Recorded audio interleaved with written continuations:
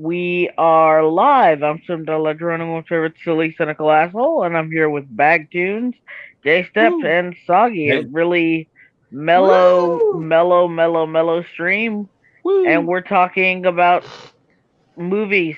What else is there to talk about in this day and age? Yeah, Um, movies. and why I most of have a them pitch for suck. the MCU. Um, and I'm here to talk about my favorite That- movie, my favorite show as of late, being Falcon Winter Soldier, ladies and gentlemen. It's one of the greatest pieces of cinema that has ever existed and graced my eyes. Uh I can't he's lie. being sarcastic, by the way. I will say some. Okay, you know what? Let me say some good things about this show. All right, here we go. I love watching Sebastian Stan and Anthony Mackie in roles together. That's one. Two, the humor can be funny sometimes. Three, the action's alright sometimes. That's really it. Everything else sucks. The villain sucks. She was straight up evil. I don't know why they kept having Sam do this thing where it's like, if she's a terrorist, then what are we? Not terrorists. What was she doing? Like, what was like the terrorist act she she was doing? she was pretty pissed that she and her people got kicked out of their nations the moment like the blip was canceled and people returned and these politicians kicked her and her people out, so they became like actual refugees. They were able to get their hands on some super soldier serums, which allowed them to fight back. So it's like, yes, I can see what she's doing. You can see why someone like Sam would be like, oh, I can see why she's doing it. But then, she's out here like killing a lot of people. And I'm like, all right, Sam, nah, Zemo's right. She gotta go, bro. Zemo was right in the whole show. He was right. Can't believe I have to say that. Well, to be fair, yeah. it's one of the reasons why he was one of the better villains in the MCU, and also one of the reasons why he actually was successful. I mean, if you Yeah, think about it, besides Thanos, he actually succeeded. He fucked up the he Avengers. did. And in this show, he still succeeded in this show. You know what? Now that I think about it, Zemo gets things done in the MCU. Somehow, for some reason, he gets things done. They came to him for help. He was like, "Man, I'm not going to really help these guys. I'm going to destroy the rest of those super soldier serums, so there can be no more super soldiers." And he did it just that. I was like, "All right." When Zemo has a plan, he gets it done, despite every other villain in this crappy cinematic universe. Hey That's, Dominic Powell. that's Um, one thing I'll give him. like I said, I did not follow this Good show at all. afternoon, Dominic. I just dropped the fucking Don't speech. even have the This one of the service. dumbest thing. You could One of ask the me a lot about the show, and I could tell you a lot of the stuff that happens in the show could have been resolved episode 1. If he actually kept the damn shield. If he had kept the dang shield. That's one. Two, his whole family issue, which I thought was nice, but then the resolution was just lame. All they had to do was simply ask for help, and they got enough money to save the boat. And I was like, your sister didn't try that before? Hmm. She didn't just call up the whole neighborhood? And really? It took like mid-season. No, it took the episode before the last. It took the episode 7 for Sam to go, I wonder how many people owe our family for all the goods we did in the past. Calls them up, and everyone's like, if the Wilson family needs help, we all going to help. And I was like, well, damn, this could have been done episode 1. What the fuck? and I then, know nothing about this show. You don't need to know nothing, Describing it Soggy. makes it sound like Lethal Weapon. Dude, I wish It just should have what been you're Lethal describing Weapon. me, I wish was the show. It should have been Lethal Weapon, dang it. Because the times where they are teaming up and it's just cool team up stuff, even when Zemo was with the group at a point, I was like, this show is kind of cool. Watching all 3 of these guys, just they're infiltrating, they're pretending to be other people, they're in like crime syndicates and stuff. I was like, man, this part of the show is really cool. And then they always got to have that obligatory, hey, remember Sam's Black moment in the show? Whether he's being pulled over by a police officer, Whether Yeah, because that totally just happens to black people. Like it's total. Like we always just walk down the street and walk always down the have street. police I mean, an stop us. empty street too. No loudness, no activity going on. That I don't even know why those officers was even in that neighborhood. I mean, literally nothing was going on in that neighborhood. Then you have Like Isaiah, who's like, I don't. who's an old black man, I just and keep Isaiah's like, imagining. Sorry, I just keep imagining this superhero team, and they're having cookouts, and they need to get money for their boat. You said it just Yes, sounds their like a boat. bunch of superheroes having family cookouts, raising some money, and then when you guys said, oh, and then they have to go. Oh, by the way, Sam's black, and all I could think is, what? Does somebody offer him a Hennessy at the cookout? And I'm I like, mean, oh might no as way, well. you guys See, let cops pull him over. the show actually lacked an authentic cookout scene, and I gotta deduct points for that. Okay, like have they not seen Fast and Furious? Do they not know what it means to bond with More between cookouts. some nice Coronas and some parties? nah, man, you need a cut. You gotta have a cookout. You need some ribs. You need some burgers. You need some yeah. I'm saying, well, I'm and saying if is it's MCU. if it's Friday, you got some fish on there, of course. Yeah, what I'm saying Are is we MCU saying we needs should to, be cultural ambassadors to the MCU? Are you saying we should be the cultural ambassadors we to the don't MCU? need to be cultural ambassadors. It's just the MCU needs, especially if they're gonna be all More black cookouts. this, black that. They gotta show Sam the cookout. I know his More sister cookouts. could throw down. Oh my God. I saw her mac and cheese. Guys, also. imagine this. Ooh, that sounds good. Imagine if Thanos, when he snapped his fingers, it wasn't to kill half of everyone. It was to throw the biggest cookout in the universe. That'd be great. I'm not That gonna would lie. be awesome. I'm willing to see if Thanos could throw down. I'm like, what you got today, Thanos? I'm like, Pulling the okay, cut up, got the ribs. What you got, man? Got the. what you got, man? You got Thanos got the sweet potato pie. Oh, well, don't mind me, damn. sir. That sounds like a pretty good cookout. He's got Well, some, sir. Captain America's nah, like, Max. He got I some of got a that. green bean casserole. He's got pecan pie. He's got some chest pie.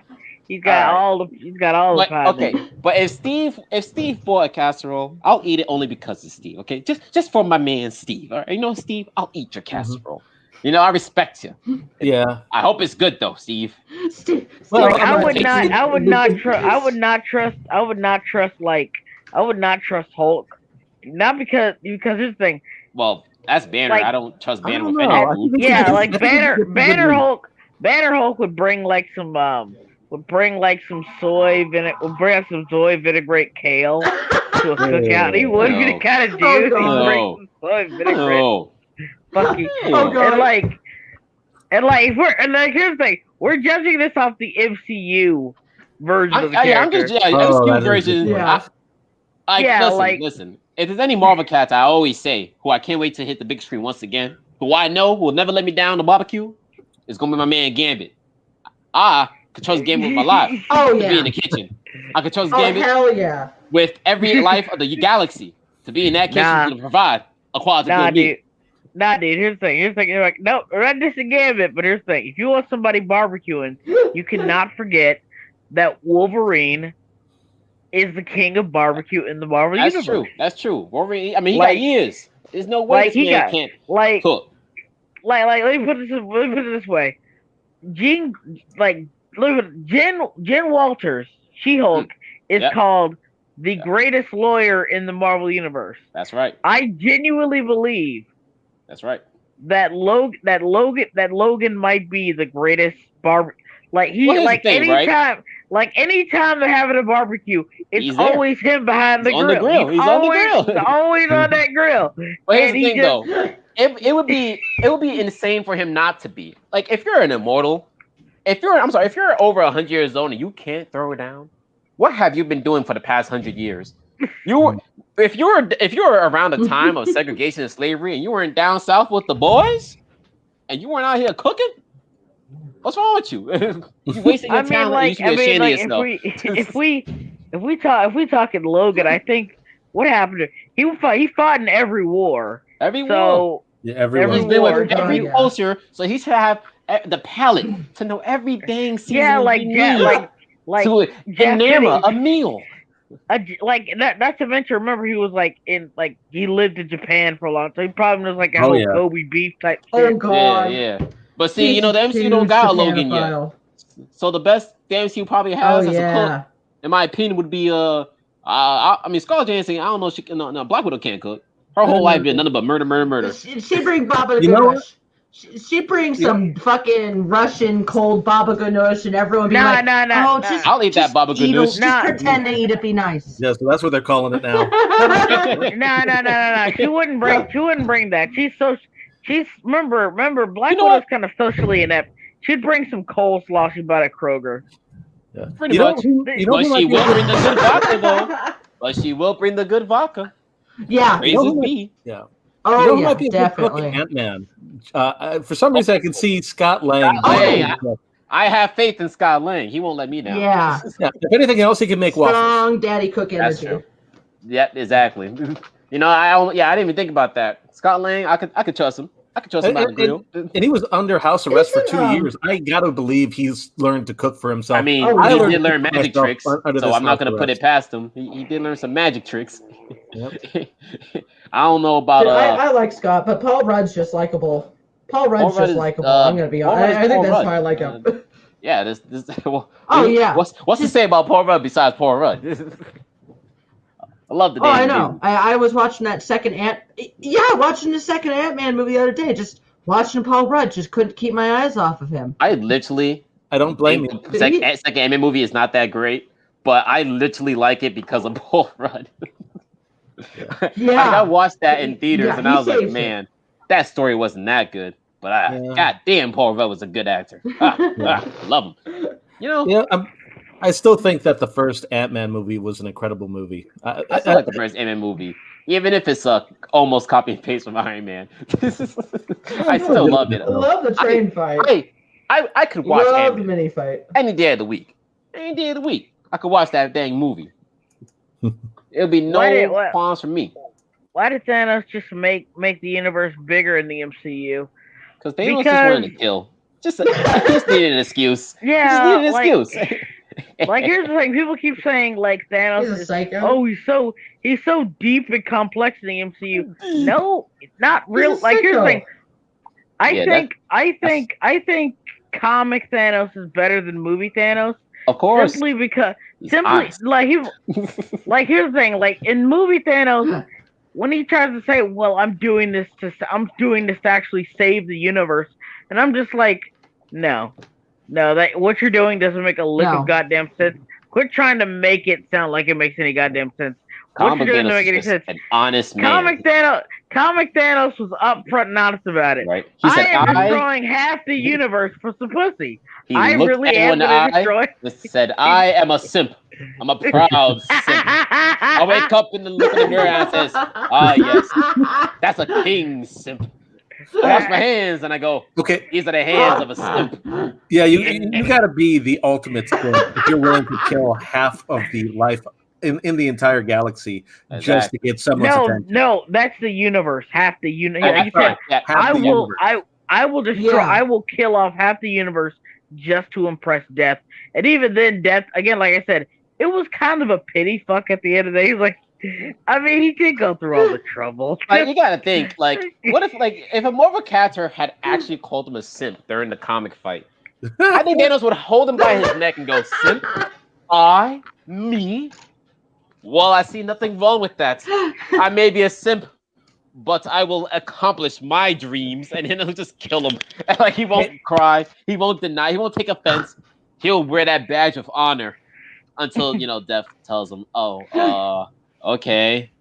It's like, can you imagine? While we're on the topic, I got a question for you. Can you imagine? Can you imagine like the sex, like uninterested Death, and she's like, oh yeah, baby, you're so good, baby.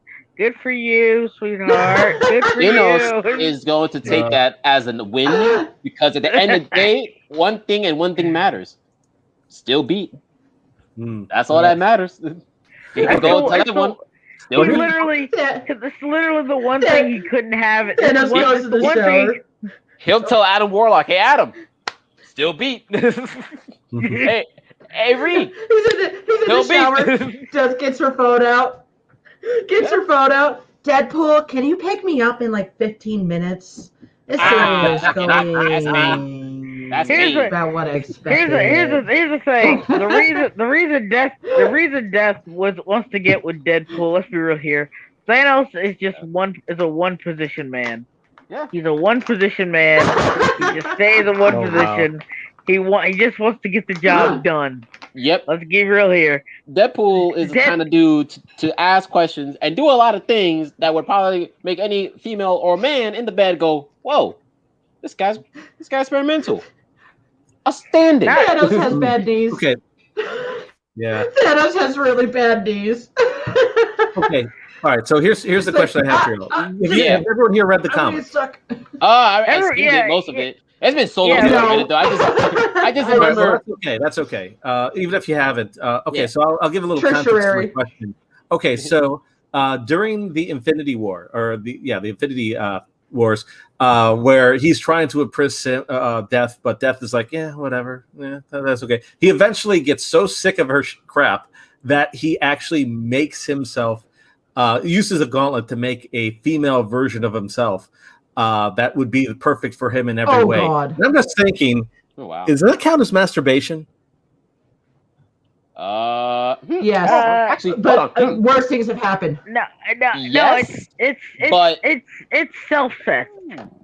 Self-fest, right? Is that what that counts? Narcissism. It's extreme narcissism. Yeah. Extreme narcissism. Right, I'm going to show a picture of what she looks like. So we can there's a worst case. Yeah, you can share that.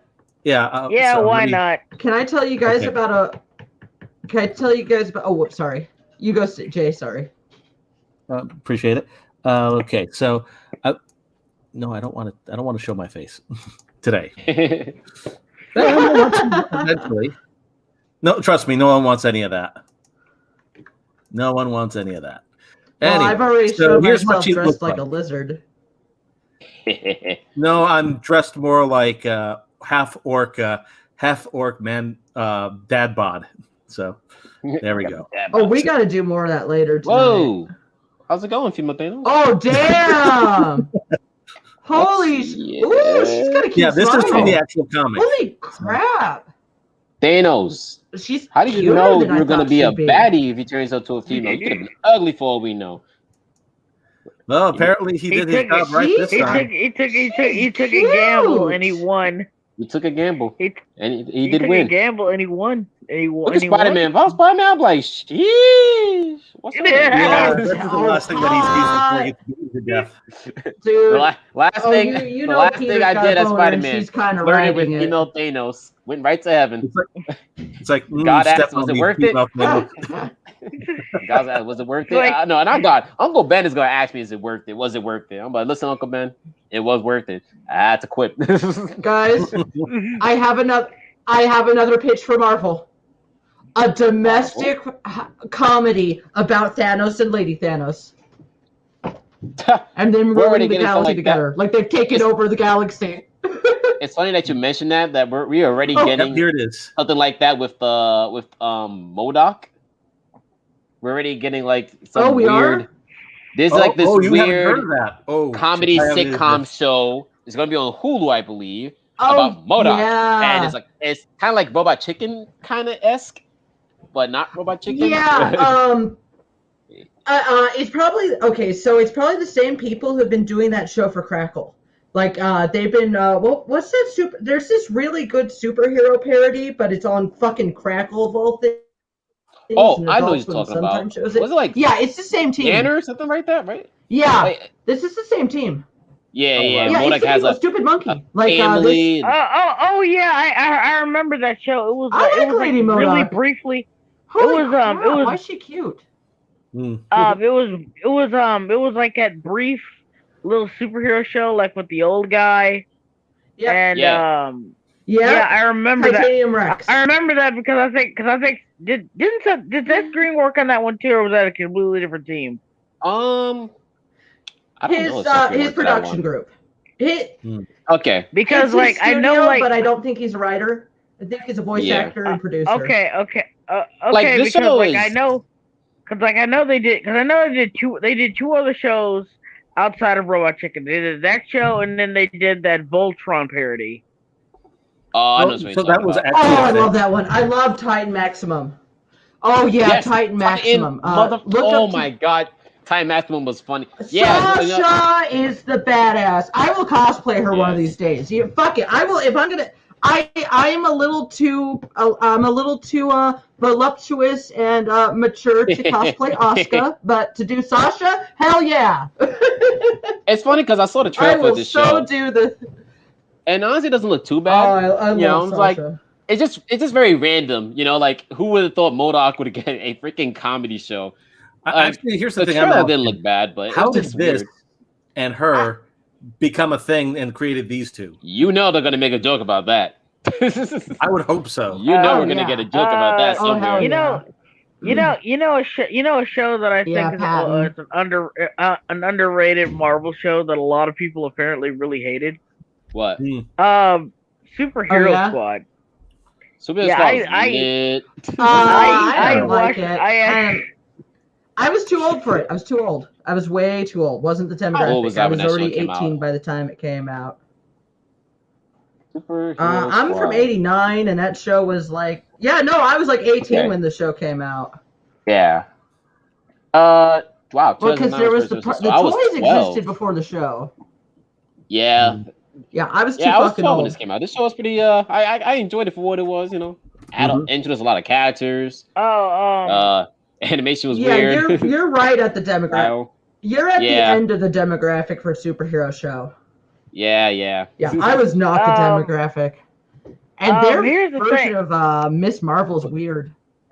Look, she's just. The version of a lot of characters. I'm constantly angry. A lot of versions of the characters was kind of weird. Yeah, here's the thing. I'm gonna be upfront with you. Wovey. Oof. That Carol and Superhero Squad. That was probably my favorite incarnation of fucking Miss Marvel, Captain Marvel. Period. I think that was probably my favorite incarnation. No weird storylines. It's probably because she doesn't have the same problematic storylines. Yeah, none of that evil stuff she be doing. Yeah, and not only that, the weird dimension rape baby. Ah, yes. Yeah, that. Yeah, it's weird. But here's progresses to her, and then the readdress. Guys, they readdressed it in the book. Like, she finally fucking snaps 5 years later in the book and goes, "You guys fucking suck. You let me run away with some crazy guy, and you went, congratulations, you got married and had a baby. I was abducted. Fuck you." A lot of people noticed that was the change when she got angrier. If I was Tony, I would have just like, yes. What did you expect us to do? But here's that was a time when there's the weird thing with her and MODOK. She was they were both brainwashed, or I think it was just, I don't know if it was just Captain Marvel or they were both brainwashed. Anyway, basically MODOK kind of becomes good. Hey, what's up, Salem? What's up, buddy?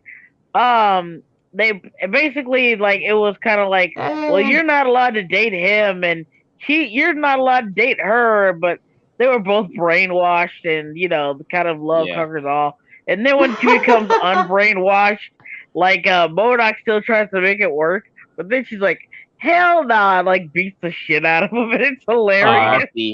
R.I.P. MODOK. Holy shit! Is there a foot scene in there?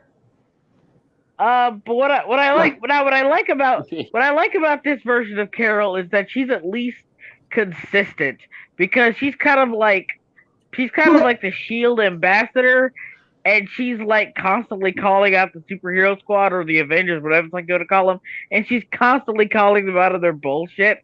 And in this show, they do a lot of bullshit that requires calling out, and she kind of acts like a straight man, and I kind of like that. I'm like, yeah, she's actually kind of funny in the show. She's, her being angry and always on their ass all the time is actually justified, and I like her in this show more than any other incarnation.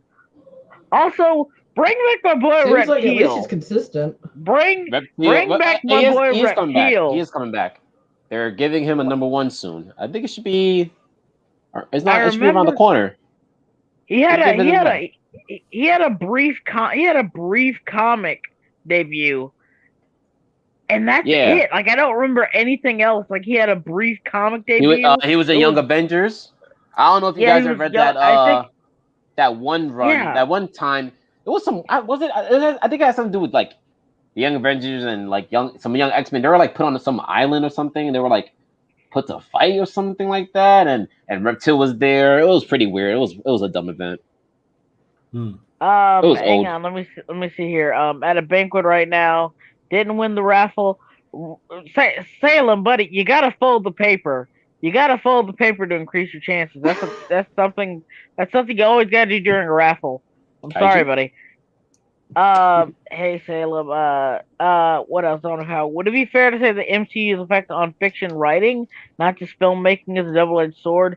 Both positive and negative. Comic books should not be treated as movies and TV shows. I think that's a fair. Like I said, I do think. Not everything out of it is bad. Yeah, like I'm saying, like the MCU as a whole did more harm than good overall. Let's be real here. I think that's a fair. Because it has emboldened such lazy writing. It has emboldened people to just fucking accept such mediocrity. Mm-hmm. It has done a lot of stuff, but at the same time, it's like, now people like more and more people are doing stories that probably wouldn't have worked on the screen years ago, whatever, it's such like that. But when it comes to MCU, it's like I'm just at the point where it's like, damn, this is boring. This is doo-doo. Speaking of which, let's talk about another film movie that's got hit by the MCU Plus, and that's Mortal fucking Kombat. Oh my god, I just saw that movie yesterday. That is one of my favorite movies of all time. Here's the deal. It's not my favorite movie of all time. Here's the deal about Mortal Kombat. Honestly, there's only three things that I can say are good. Yeah. There is Kano. Kano was the best fucking part of it. Kano was hilarious. I'll give him that. He was fucking. He was. And I only skimmed the movie. I only skimmed it. Dude, I didn't even watch the whole thing. Dude. There was this one scene where like they're meeting up with Liu Kang, right? And like he acts like an actual dude. Just meets a guy who shoots fireballs out of his head. He's like, "Holy shit! You can shoot fireballs out of your hands! It's so cool." Yeah, he called him a guard at one point. Yeah, and then Liu Kang just put his hand on his shoulder and he said, "There's much to learn." His reaction was so natural. Like, he was like, "What the fuck?" I busted down laughing. I don't know why that joke was. I don't know why that joke hit. It was just so freaking funny. Yeah. My other thing is, the weird thing about Kate, like, I'll get back to Kate in a second. The second best part about this movie is fucking Sub-Zero. Yeah, it was cool. He's fucking dope. He's like how do I put this dude's a straight up horror movie villain. Like, he really is. Like, he's like Jason Voorhees type shit. Do you remember the scene where he went after Cole Young's wife, and he's just standing by the door, not moving, like, while he was just posted there for how long? And then she did a double take. I was like, "Oh shit!" He really pulled a Jason Voorhees by the window. I was like, "What the hell?" And he doesn't talk either. Like, it's just so perfect. It just works really fucking well. Like, if you just did a solo movie where it's just him picking off people in that Jason Voorhees type thing, that'd be funny. Yeah, that'd be fucking what's your third favorite? Third favorite is the finishing moves, and they actually do the finishing moves from the games. That's really cool. Yeah, only one of them I didn't like though. Scorpions in the end of the movie. Could have burned it down. That was bullshit. he singed him, and I was like, And he come didn't on, even turn if it. He you didn't even could turn give into Kung Lao his fatality, you could give him his full Scorpion his full fatality, down to the bone, You baby, can burn down to the bone. tear off his skull.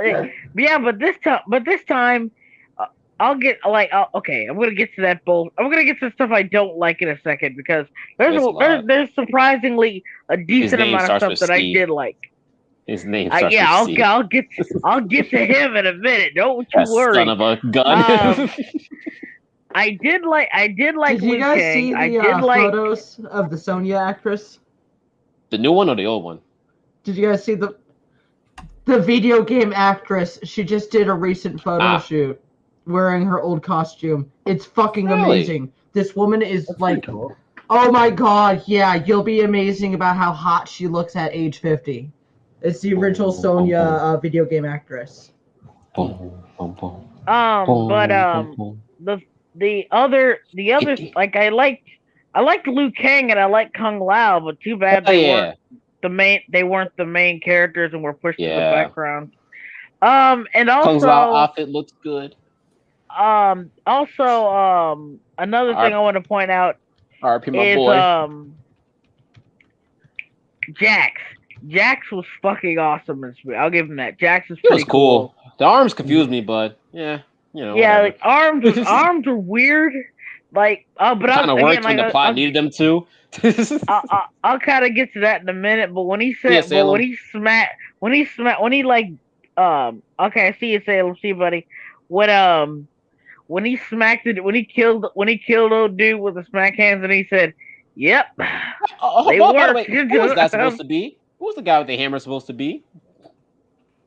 I don't remember ever saying his name. Oh, I don't know. He didn't look like a new character. I remember his name, and I think he's from the games, but I don't remember his name. I can't remember.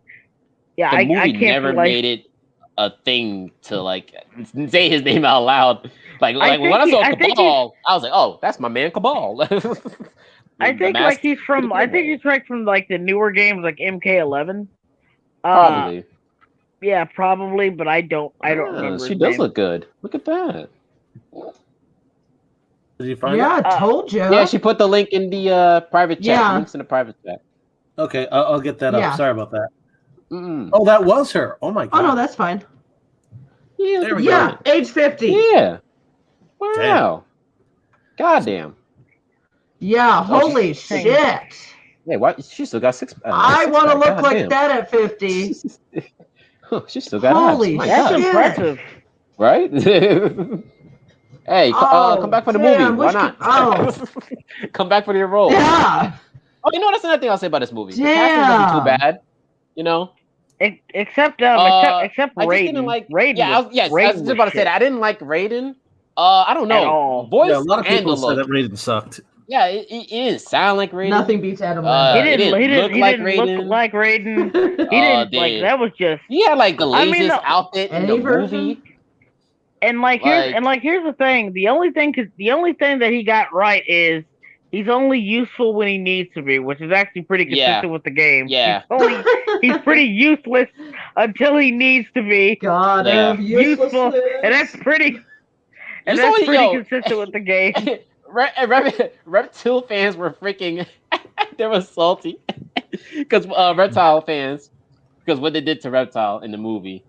That I don't know why they did that. Like it just turned into a normal lizard person. Like a normal lizard monster thing. And here's the worst part. If you wanted a mindless moot character, you could have just got Baraka. They could have got one of they're like other reptile species. They could have just got one of the other ones, not the actual reptile from the actual game. Because some people were like, oh, that's not the real reptile. That's probably just one of his species. But in the movie they said his name and I was like, it's his real name, and I was like, oh. Okay. And then he died. And I was like, but dude, the sequels. They got the sequels. You got sequels. You got the Katana fans in the background. I hope they don't get sequels. By the way, I really hope they do not make a sequel out of this movie. Could have been a man with a skin condition. Could have been a man with a skin condition. It could always be worse. And then it could always be worse. And then we got That's true. Reptile fans always taking they tease Nightwolf and Johnny Cage and all these Johnny characters. Cage. Like if you honest, here's the thing. How This is dare where you we tease start Johnny getting into. Cage? Here's the thing. Here's the thing. Here's the thing. I love Johnny. Okay, now we're getting into stuff. Here's stuff where we just get into stuff that sucked, because there was a lot of stuff in this movie that sucked. Starts with a C. Yeah. Okay. Fine. Cole is self-insert. Oh, original character, do not steal. Yes. He is literally this. Okay, this is just pointing this out here. This is how stupid this is. Okay, cool. So apparently, Hataro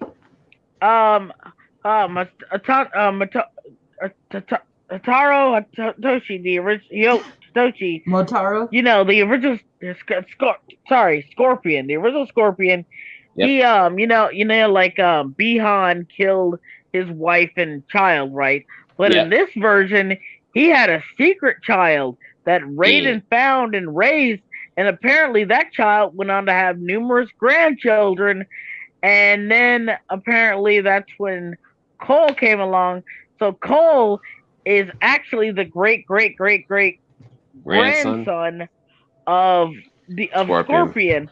And instead of Scorpion coming back as this vengeful, angry, badass spirit, as this vengeful, angry fucking spirit who comes back.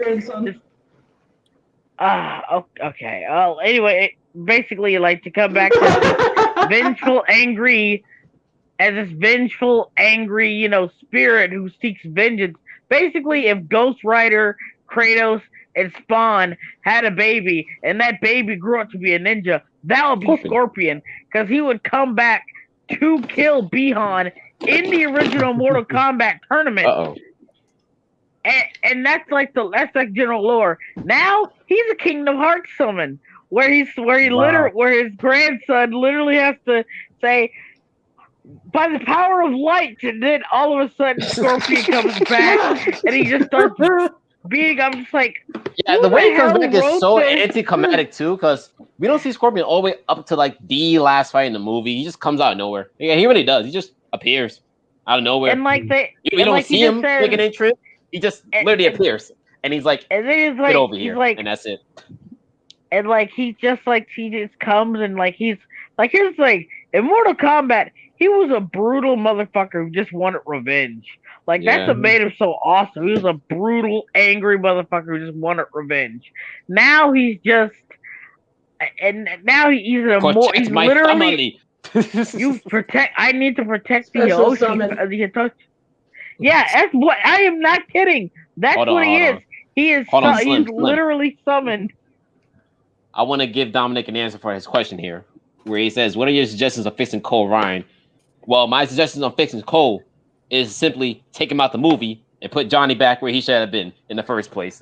Well, Johnny, so trash. One of the reasons why Cole's here in the first place is so that anyone who's not familiar with the Mortal Kombat lore, he's kind of our everyman. And anytime that's why you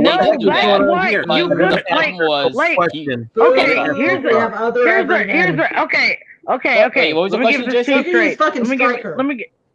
Let me get this to you straight right now. Let me get this to you straight right now so people can understand this.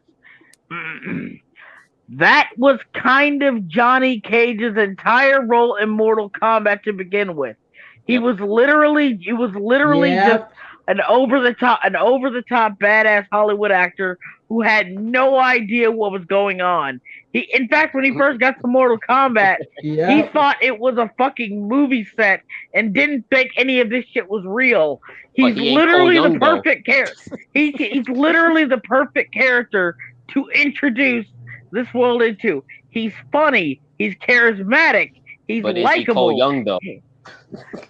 And here's the best part about this whole thing. And here's the best part about this whole entire thing.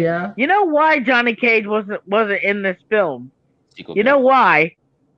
Because they apparently didn't want a white person being a hero in a Mortal Kombat movie because of diversity. But Slim, I am not Oh, I am not exaggerating. I'm not being hyperbolic. But Slim, like the director literally went on record and said, "Oh, that wasn't true. He said that he did it to save him for a sequel." 2 days before the movie came out, he made this statement. Totally not damage control.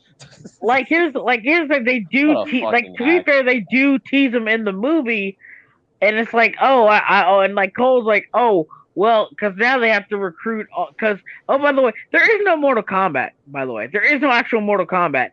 It's a prequel to Mortal Kombat.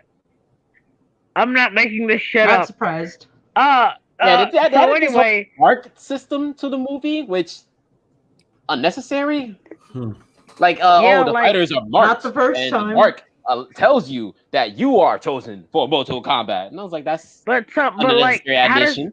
But like they said you can either kill somebody to get their mark, or it's passed down from parent to child, which still doesn't make it look a goddamn sense. It doesn't make sense. They should not have done that. No, they should have just left it like in every other Mortal Kombat story where Raiden's like, you, and you. Let's go. Just that simple. Yep. You're the best fighters in the world. Come on, let's go. Right? That's it. That's all you fucking needed. Yeah. So here's something that would still make for a good I was gonna say, who would still make for like decent audience surrogate, because yes, they are kind of in the know, but they're kind of not. Buddy cop with Sonya and Jax. Sonya and Jax is Lethal Weapon. Come on, everyone. I don't like. It could do that. They could do that easy too. I'm not saying that. Yeah, Sonya and Jax's relationship is always like they're so cool. You would never ship them because of how like tight their relationship is. They're just cool. They're like military bros. They're bros. Yeah. Yeah, but like I love their kids. I love their kids together too. Oh yeah, the daughters. I could take them or leave them. Yeah. I like my burritos. I don't hate burritos. I don't think they're terrible. I don't think they're terrible, but I could take them or leave them. I like Cassie. Like the whole this is the new like generation thing. I'm like, okay, yeah, like the cringy stuff with the social media like finisher. I was like, okay, I loved it. No, I fucking loved it. Her dad would do it. Come on, that is so in line. Johnny with would do too. it. That's true. Johnny. Yeah, okay. That makes sense for her. Yeah, that does make sense for her daughter to do that. She's Johnny and Sonya combined. I fucking love her. She's my two favorite characters combined. Of course, I fucking love her. My problem is Jack's daughter is that they don't really do much with her, so I don't really get a lot. Yeah, there's not enough with her. And somehow she's even worse in 11 because of her ending. You know what happens in her ending, right? Well, what was her ending again? Because she retcons herself out of existence essentially. Yeah. Wait, pretty much what happens is what? Yeah. Oh, we're not kidding. What happens is she basically uses time to basically make it so that Jax beats Sindel and not murders the entire Mortal Kombat. Why would she do that? But unfortunately, she couldn't figure out how to keep herself from existing, so she faded out of existence. Now, something I want to bring up in this too. Jax found a way to basically make Mortal Kombat Wakanda become a thing. I remember that one. Still met his family. I know that ending, which makes me laugh all the time. He really, we was Kangs. That's what he chose. It really is like, and I don't fault her character for ending up doing something stupid when the whole story is stupid. Yeah. Like here's the thing,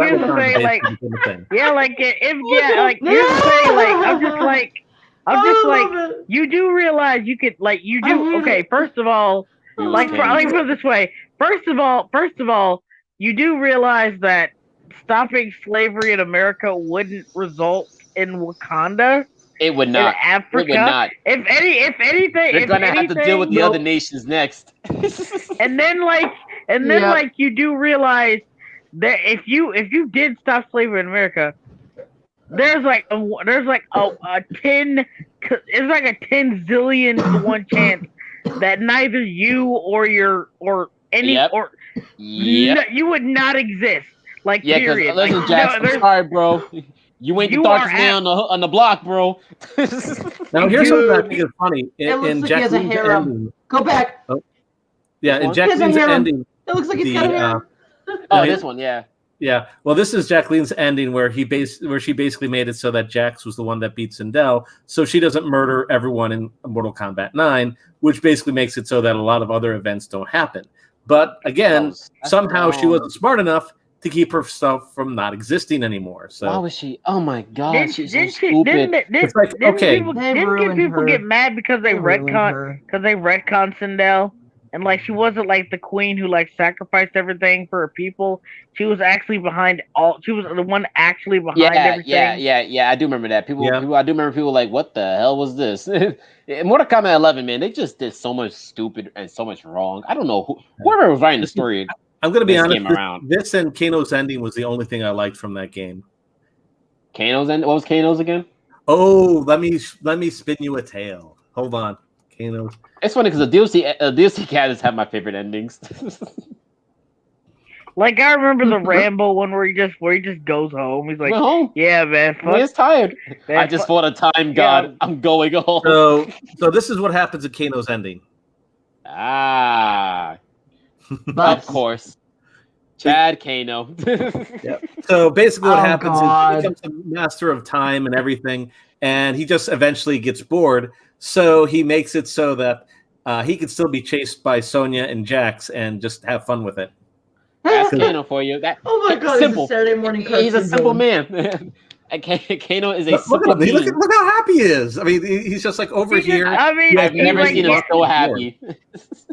Like he does literally everything. Is like, okay, I want to see them wrestling. Like seeing these two wrestle in bikinis still brings me no joy. You know what? Fuck it. I had more fun when they were chasing me.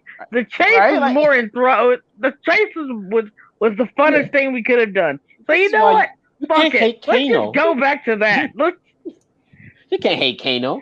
Who can hate Kano? I'm a very simple man with simple needs in his life. I want to be chased, Tom and Jerry style. Let's do this for the rest of my life. That's all I want. My dreams are answered. And a jar of Vegemite. Awesome. Not like some people who just not like some people who are boring and want to free the slaves. Yawn. He needs a time stone and a golden gate time. Right. Shout out to Australians who know what I'm talking about.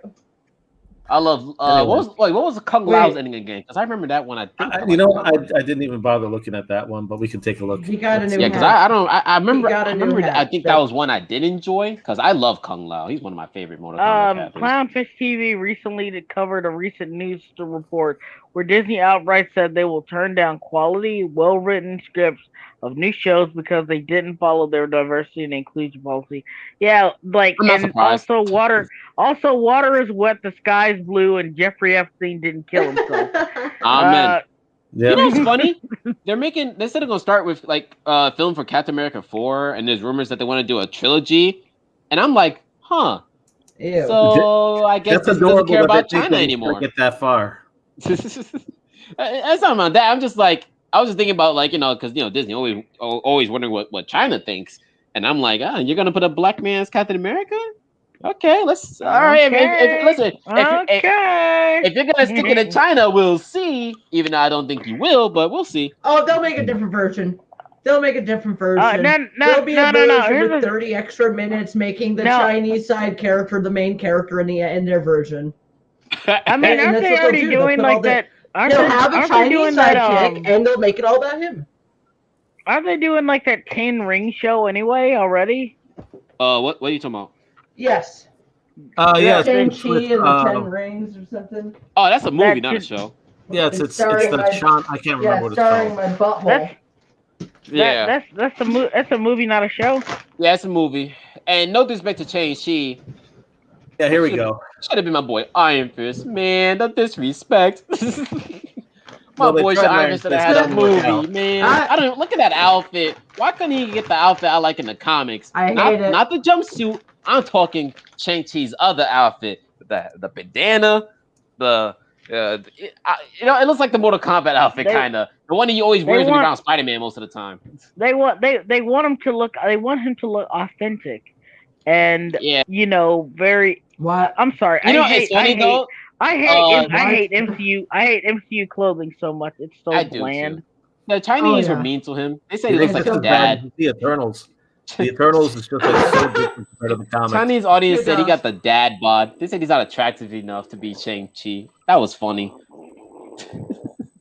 They're always so mean. They're so image obsessed. Did they say the same thing about Rey? Like she wasn't pretty enough? Yeah, Chinese audiences have a real thing about appearances when it comes to films compared to like other race cultures.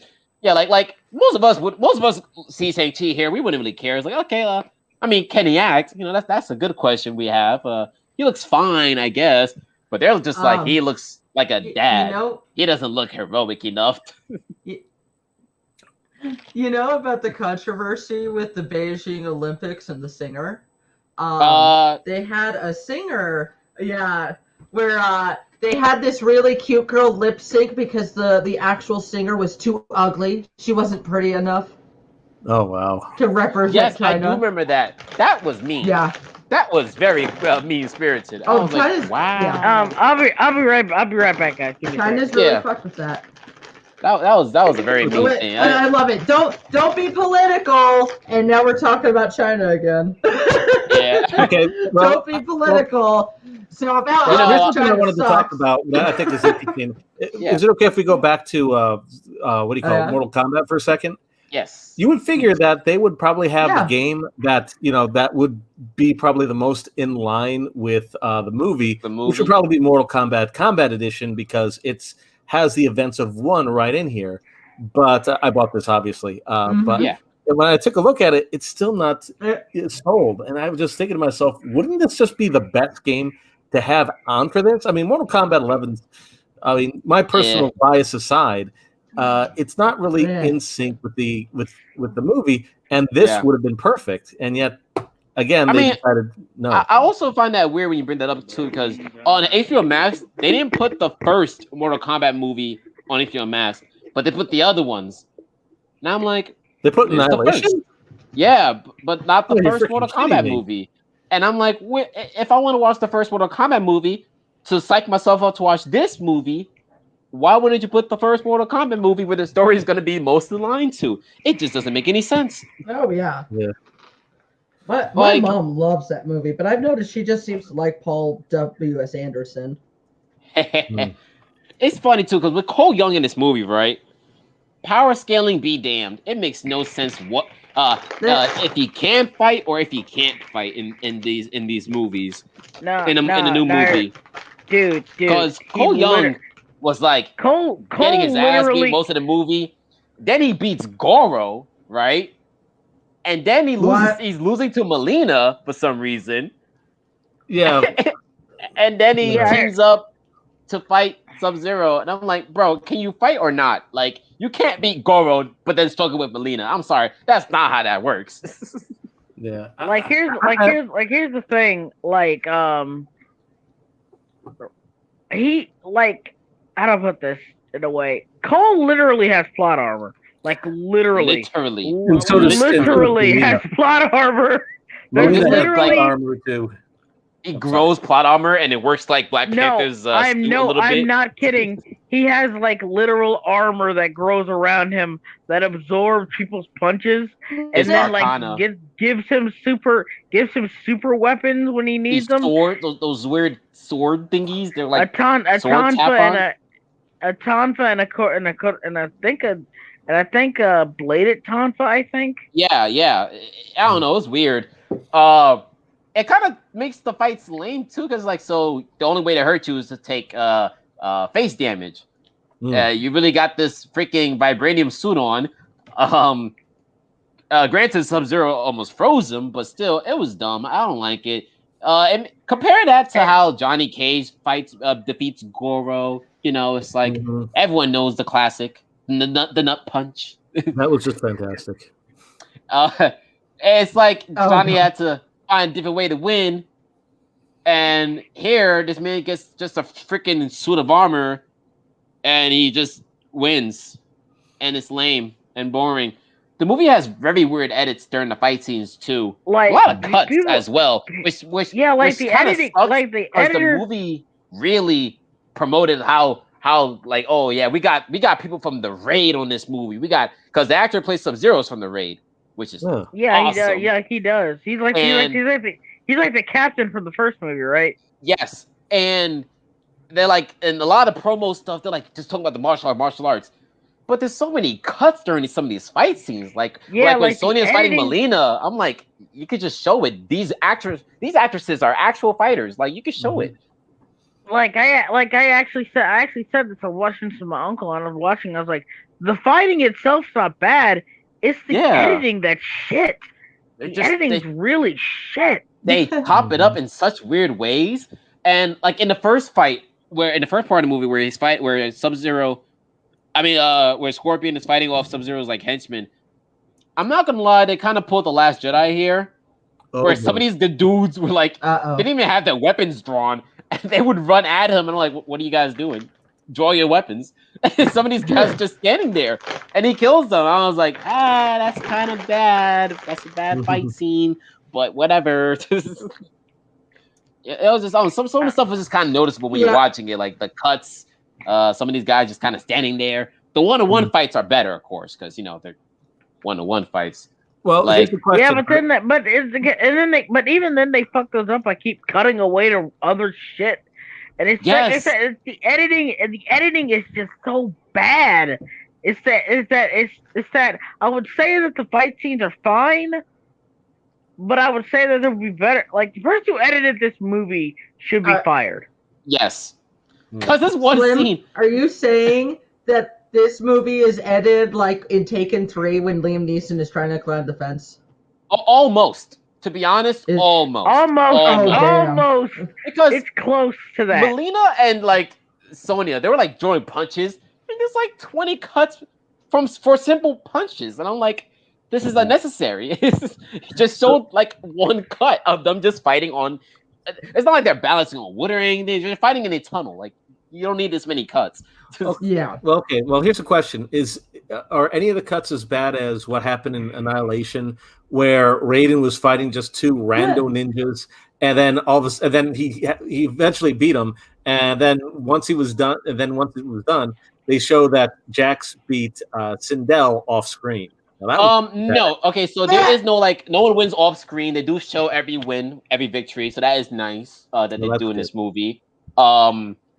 It's just that they would cut between everyone's fights, and it's like, can you stick to one fight and then have them win, then cut to the other fight?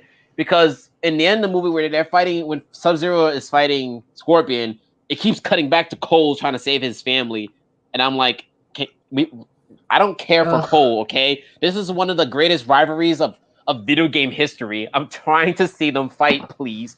And what makes that fight suck too, because for some reason they said, hey, you know what the greatest rivalry of all time needs? Cole Young. I'm like, boo. Yes, Cole Young and Scorpion team up to fight Sub-Zero. And I'm like, boo. That sucks. Nah, dude. This sounds like Stranger Things girl with Mecha Godzilla. It sounds like pretty much. It's like you gotta have her there, guys. You gotta just have her, guys. It's like, no, we don't. We can't give her a different role. We can't write her in a different role. Here's how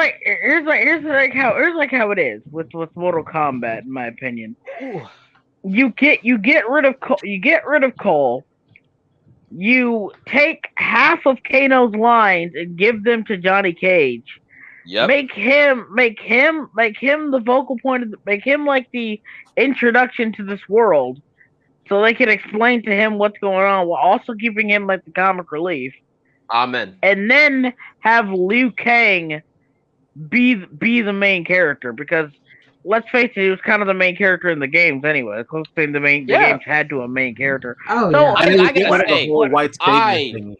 I love who they casted for Liu Kang. Ooh-wee. That guy. My only problem is, dude was a little short. He was a little short to be intimidating. But he was shredded. He was shredded. He was shredded, but like when Yeah, people keep saying that, but it was like he was like only like slightly shorter than everybody else. Here Kung it's Lao was really tall. noticeable. They got a tall guy for Kung Lao. like everybody else was it's not even so much that like I like somebody else told me like, oh well, he was short in the original Mortal Kombat game, and I'm like, okay, he was like only slightly shorter than everybody else. Here he is literally looking up at the people. He's literally looking up. I mean, like I said, I'm not bothered by it too much. Like my dude is swole. He looked good. I liked his outfit. The white and red looked really nice. I like this character. Like he was real chill, like he was in the games. His character was great. Oh, every time he talked about his homie, bro, Kung Lao, he's like, "That is my brother," and I was like, "Yeah, brothers." I'm sorry, Kung Lao and Liu Kang are like two of my favorite pairs in video games. I just love them. I think Kung Lao actor did a good job too. Yeah, Kung Lao was dope in the movie too. And his fatality, it looked beautiful. it was beautiful. But here's the thing though. I don't like how they set up like Kung Lao and Liu Kang's relationship, because in the games they were more like rivals, because Liu Kang was the chosen one, even though Kung Lao wanted to be the chosen one, so they kind of had this rivalry. In this movie, they like just time skipped all of that because we got to focus on Cole. I swear, if Cole wasn't in the movie, we probably would have gotten more of that. We probably would have gotten more Kung Lao and Liu Kang. But no, we got to spend time with Cole, and the most exposition we get between Liu Kang's and Kung Lao's relationship is just directly told through Cole, and I'm like, ooh, that sucks. By the way, anybody who's watching this, anybody wants to see the movie, I hope you like exposition, because that's 70% of the dialogue. Yeah. That is 70% of the dialogue. Especially during a lot of the training stuff, like it's just a lot of exposition during the training. It's just like. So is Cole a Gary Stu then? Yeah. Kinda. His power came from the power of love and family, and he loses, but at the same time he doesn't, because he beats Goro same day they meet. It's like, excuse me, sir, you were getting your ass beat by some normal guy in the beginning of this movie, and then he gets beat by Melina. Yeah, Melina is like she's on top of him. Yeah, he's like, Sonya, and then Sonya comes out of nowhere and does her freaking her fatality, which again looked cool. CG in this movie is great. Nah, it was passable. It was passable. In some moments it looked good. In moments where it prolonged, it's like, you get it. You see, in moments where it prolonged, you're like, you see it. And Cole's family is dumb too. I hate them. I hate his daughter. Yeah, I hate his wife too. Here's the weird part. Cole looks way too fucking, like, his daughter looks too old and Cole looks too fucking young. She looks more like his younger sister than his in one scene, I thought that was his sibling, and then like he kissed his wife, and then she was like, "Mom," and I was like, "Wait, you're a dad?" I was like, "Oh shit, that's her daughter." I thought that was like her sister or something. What the hell? She looks like she's like Hollywood casting's so bad with that. And he looks like he's like 27. So it looks like he had her at like 12. I shit you not. I really thought that was like. I did not know that was his daughter. I was like, I thought that was his sibling, and then like I thought that their mom came, and I was like, then he kissed her, and I was like, whoa, you kissed your mom? She was like, oh honey, oh, wife, oh, daughter, and then Sub-Zero attacked, and I was like, oh, Sub-Zero. That scene was cool. That was another cool Sub-Zero. Like he just walking down the street like an 80s horror villain, just raising his hand as he makes ice fall. Like there was this one scene at the end where he like gets like this friendship bracelet or whatever that his daughter had, and then like he showed it to her and then he froze it and then crushed it. But then like what made it so funny is he had a little help. He had it like his eyes looked like was like catty, and then like he had a little head tilt up like, oh yeah. You know what I did? It's like, I was like, I busted out laughing. You know what's another thing? I'm not gonna lie. I got baited from the trailers and stuff. You know, like when they teleport, Slim. You saw the movie Teleport. Oh, like they teleport with, like a lot of black smoke. Yeah. I thought smoke was in the movie because of all of that. I was like, cool, they got him in the movie as well. But I was like, oh no, that's just teleportation effect. And I was like, that would have been cool to see. I mean, it was still cool. No, it was cool. I just thought smoke was in the movie because of all that, and I was like, yeah, okay. Bagtoons sees a fire and goes, "Oh, cool! Look, it's smoke." Pretty much. Oh, damn, it's just a fire. No, man, it's just a normal fire. Boo. Yeah, like in the end, like the ending, and like it's just a normal lizard. And then they sequel bait hard in this fucking movie, and I really hate that. Hard. He does well. I mean, listen, the director, he made it clear himself he wants more sequels, so he's gonna sequel bait. He's gonna do what he needs to do to get those sequels. And this comes around to what I said with the MCU ruined an entire generation of films. At the end of the day, this movie is trying to be. That's my biggest problem with this movie. It is trying so hard to be a superhero movie. It is trying so hard to be a superhero movie. They did. They really built up the whole. We're coming together. Look, guys, we're together now. We're a team. They're basically trying so hard to like set up their version of their versions of Infinity War. Oh yeah, it's coming. Oh look, we got Nightwolf. Nightwolf and Cole Young started. Cole Young started becoming a leader. Like he's barking orders, and I was like, oh, whoa there, OC. Whoa, slow your roll there. Self-insert. A lot of dip on your chip coming around here giving orders. Guys, can I show you something? Yes. Since we're talking about the whole thing with sequels. So I was telling Slim that I watched a movie today. And this is the movie I watched. And here's Mortal Kombat. I need to see that. I forgot it came out. It's a great movie, by the way. If you have a chance to see it. Oh, yeah. I do love this show, so and the manga. So how much did it make? I can't see Mortal that. Kombat, 9,000. It finally beat Sausage Party. 9 million. It finally beat Sausage Party in the highest grossing adult animated Oh, Demon Slayer, movie. yeah. Demon Slayer beat Sausage Party. That was funny. Yeah. Well, this had that beat a long. Whoa, wait, go back. Okay, sorry. Demon Slayer is only in half the amount of theaters that Mortal Kombat is. That's crazy. Oh, sorry about 1,598 theaters compared to Mortal Kombat's 3,000 theaters. Yeah, there was a lot of showings in my theater today. Wow. I didn't have any problem getting it, so that was like, wow. That's crazy. All right, Demon Slayer is super popular. Hey, Ryan was also talking about Asian movies, so that's pretty interesting that we have the actual Asian movie make more money than Mortal Kombat, the fake Asian movie. Yes. I do find it weird that Mortal Kombat pushed the promotion of like, yeah, look, guys, Asian representation. And I'm like, Mortal Kombat is made by a guy named Ed Boon. Ed Boon is like, it doesn't get like as white as Ed Boon, No disrespect to Ed Boon, of course. I'm not disrespecting Ed Boon. Where's the Asian director? What I find? Where's Stephen Chow? I need my fucking Stephen Chow movie. I need my Stephen Chow Dragon Ball movie. Oh no! Ladies and gents. What I find interesting is we've had again, these people always pretend.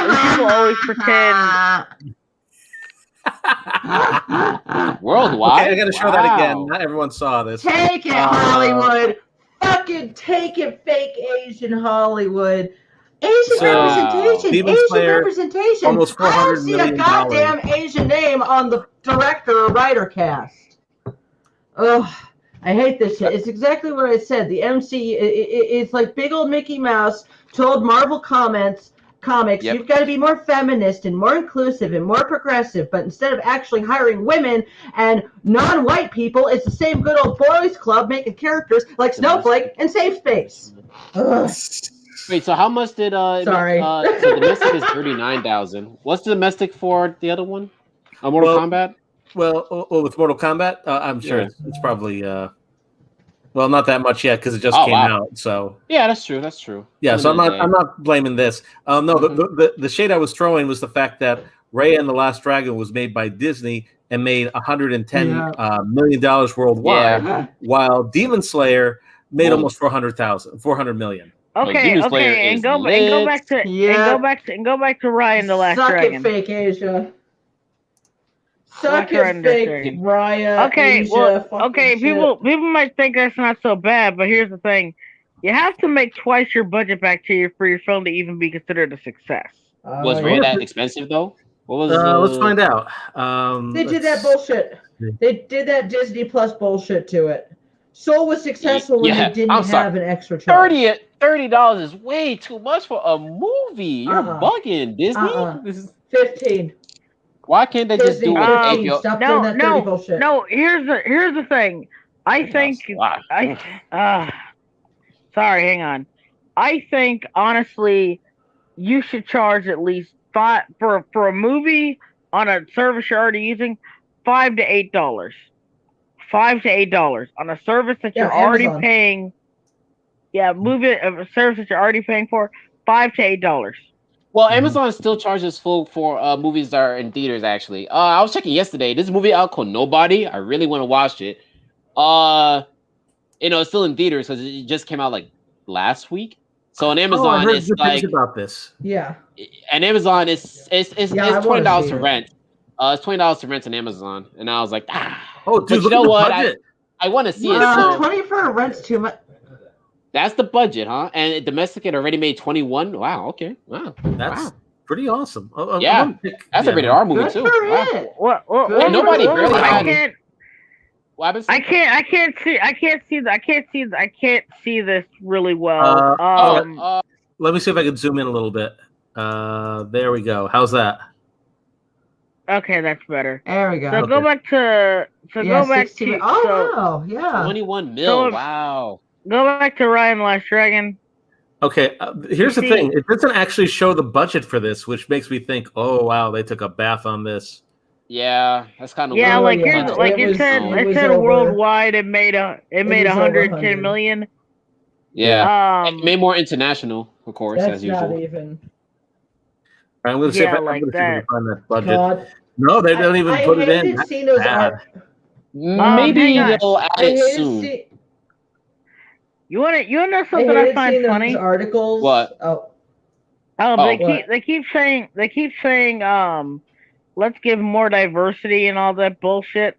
But so far, almost all the modern Disney princesses all have the same face. Yes, even the dragon. Had Elsa face. Yeah, all of them had Elsa face. Sexy dragon. Yum yum. And then you go back, you see like Mulan and like Lilo and Stitch, and they actually look like actual Asians. But then you look at Raya and the Last Dragon, and then you look at fucking not that Mulan. Moana, and they don't look, and they don't look they look again. It's just Elsa face, fucking Elsa face. Moana just got a longer nose. The only difference. What was I saying? I loved seeing all these fucking fucking article bullshit. Yeah, that was like, see Asians, you finally get to see yourself. Damn. See Asians, you finally get to see yourself. Damn! Oh, what happened? Holy shit! Oh, you didn't know about Fist of the North Star? What?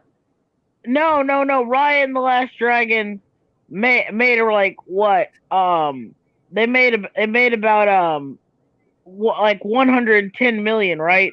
Yeah. So I'm looking at the budget, and I can't find the specific budget, but it did cost over 100 million to make. What? This movie bombed. It turbo bombed. Where did that money go? Holy shit! Yeah. Where did that money go? Whoa! Excuse me. Why is the budget that much? It's over 100 million. Animation tends to be expensive. Animation. Okay. I mean, animation expensive, but it is expensive. But that movie don't look 100 worth, Bill. I mean, like that one.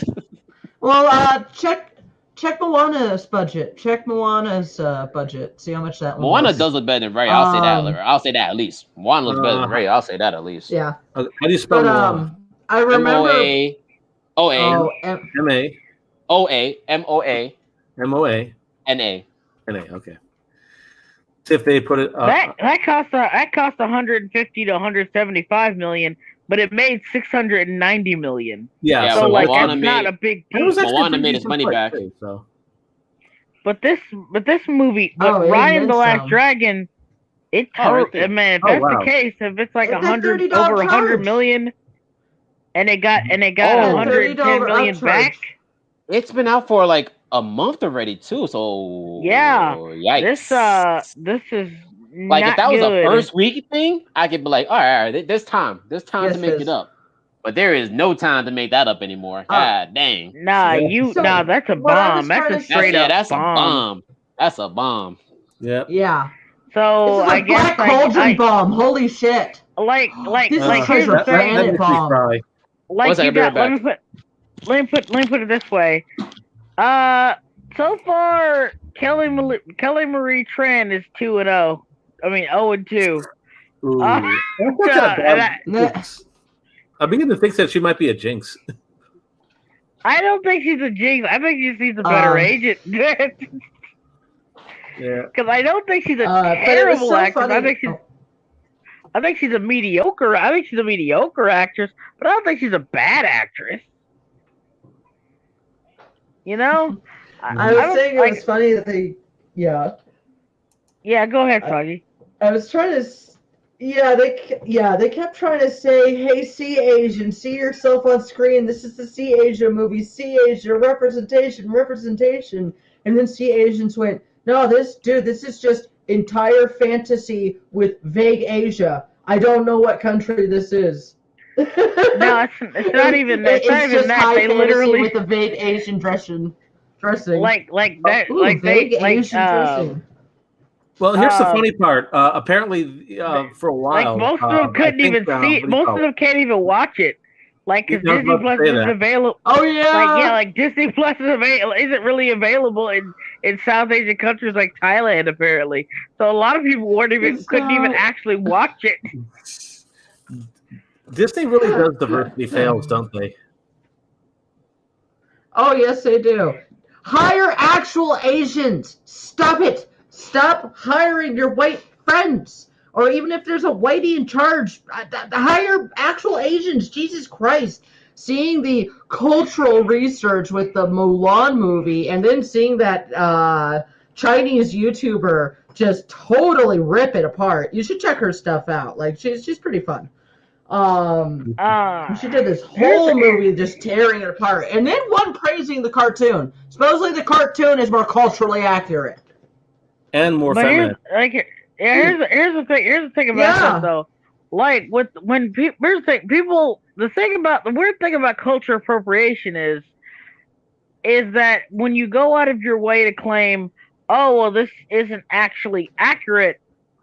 Like when I hear people who actually call out the accuracy of these things, they're never angry that it's inaccurate. They're never like pissed off that it's inaccurate. They're just like, oh, this isn't actually a thing. It's a misconception. Yeah, like that's what I'm saying. Like you see people like I see people like when they analyze actual sword. Like I remember seeing, because I'm a huge fucking weeb when it comes to samurai shit. I see people talk about like sword fights that he sees in like anime and all kinds of movies and stuff, and he's like, a lot of this stuff is inaccurate, but it's literally for flash and entertainment, so we can't really get upset about it. When you actively try to say, hey, we're trying to be culturally accurate, that's where they actually get a little bit more, a bit, not I wouldn't even say upset, just like, yeah, dude, just at least when they get it wrong, at least it's for the spectacle. They know they're doing this to be over the top and flashy and cool, and we're fine with that. That's what I understand when I see people who are like, okay, this is inaccurate, but I understand why it's inaccurate. When you try to say, oh well, this is more accurate to the culture, and they're just like, no, it's not. I think they're more peeved when you actively get it wrong when you're trying to get it right instead of just going off the rails and doing whatever. At least that they're like, at least you have an excuse for it. That's why, like I said, when that woman talks about the Mulan animated movie, she's okay with it, but the live action movie, which touted realism and culture, she ripped up pieces. But okay, I kind of have a long story sort of relating to this. So I've tried to really research ninjas in the past, but it's really hard to. When I started looking more even further into ninjas, it turns out the very few people who are translating into the West, into English, are supposedly hack frauds who tout misinformation and are samurai role players. So if I want to actually know the real ninja stuff, and by the way, half the ninja stuff is fake to make themselves look badass or to throw people off, a combination of both. Turns out I will have to be fluent in Japanese, fluent in medieval Japanese, somehow get into the Tokyo University, and and access to a scroll from the 1700s and read it. So there is no fucking way to get any real accurate ninja information in English when you don't know Japanese. I know no fucking Japanese. And like I said, the only way to translate... The closest thing you're gonna get to, honest to God, overall, the closest thing you're gonna get to actual quote unquote ninjas in historical context, and I've looked deeply into this. The closest thing you're gonna get is the secret police. The closest thing you're gonna get is the secret police of the shogunate. That's the closest thing you're gonna get to an actual ninja. They did espionage and other shit like that. And even then, it wasn't like, traditional ninja shit you see in films and stuff. Oh, no. Like I said, there's a lot of made up and misinformation. The costume is a kabuki costume. They were more so farmers, priests, hookers. There's actually, I know a lot about the valleys and the two different between the Koka and the, oh my god, damn it, I'm forgetting my damn names because I even name my own damn ninjas after the damn groups. There are two main groups, the Koka and the God damn it, I forgot all my ninja dollars. There's two, they're very different. One of them grew up in fields, one of them grew up in mountains. The ones who grew up in the mountains have that Chunin system. Yeah, that some of that Naruto stuff is taken from actual ninjas. Some of it, but I'm going to tell you something, guys. Oh yeah, Naruto uses some actual ninja stuff, and a good chunk of the actual ninja book. So what was left of the ninja families after the war? Because they all became destitute and homeless, and people are like, oh, they're dirty fucking thieves. So they wrote this book. They handed it to the emperor and went, hey, give us a job. He went, oh, cool book. Yeah, no, go fuck yourselves. Crazy. But a good chunk of the first part of the book is made up of Suggetsu. Yeah, that's about right. But there's something I will tell you that's censored in Japan and the West. Fuck what they did to the Japanese and their relationship with marijuana or cannabis. They had a completely different relationship with it before World War II. And you'll find it in the older ninja stuff. Whenever you read stuff that says, oh, ninjas would grow bamboo because the way it grows taller and taller every day and they jump over to practice. That's a hot fucking lie. It was cannabis. They were growing weed. Ninjas are huge pot smokers. Oh, yeah, that's how I get in touch with my ninja roots, if you can hear Speaking that. Of ninjas, have any of you guys ever heard of, what is his name? Let me see if I remember it. I think I have it right here. Jinchi Kawakami? No. Apparently he's like this guy, this Asian guy is like the last Japanese ninja or something like that. He's a fraud. He's very old. I think he's another fraud. Is he the one with the purple hair? He's very contentious. No. He's very contentious, even in Japan. I don't know a purple hair He's very contentious. He's black hair. What'd you say? Old short. What? What'd you say his name was? It's Jinchi, Jinchichi.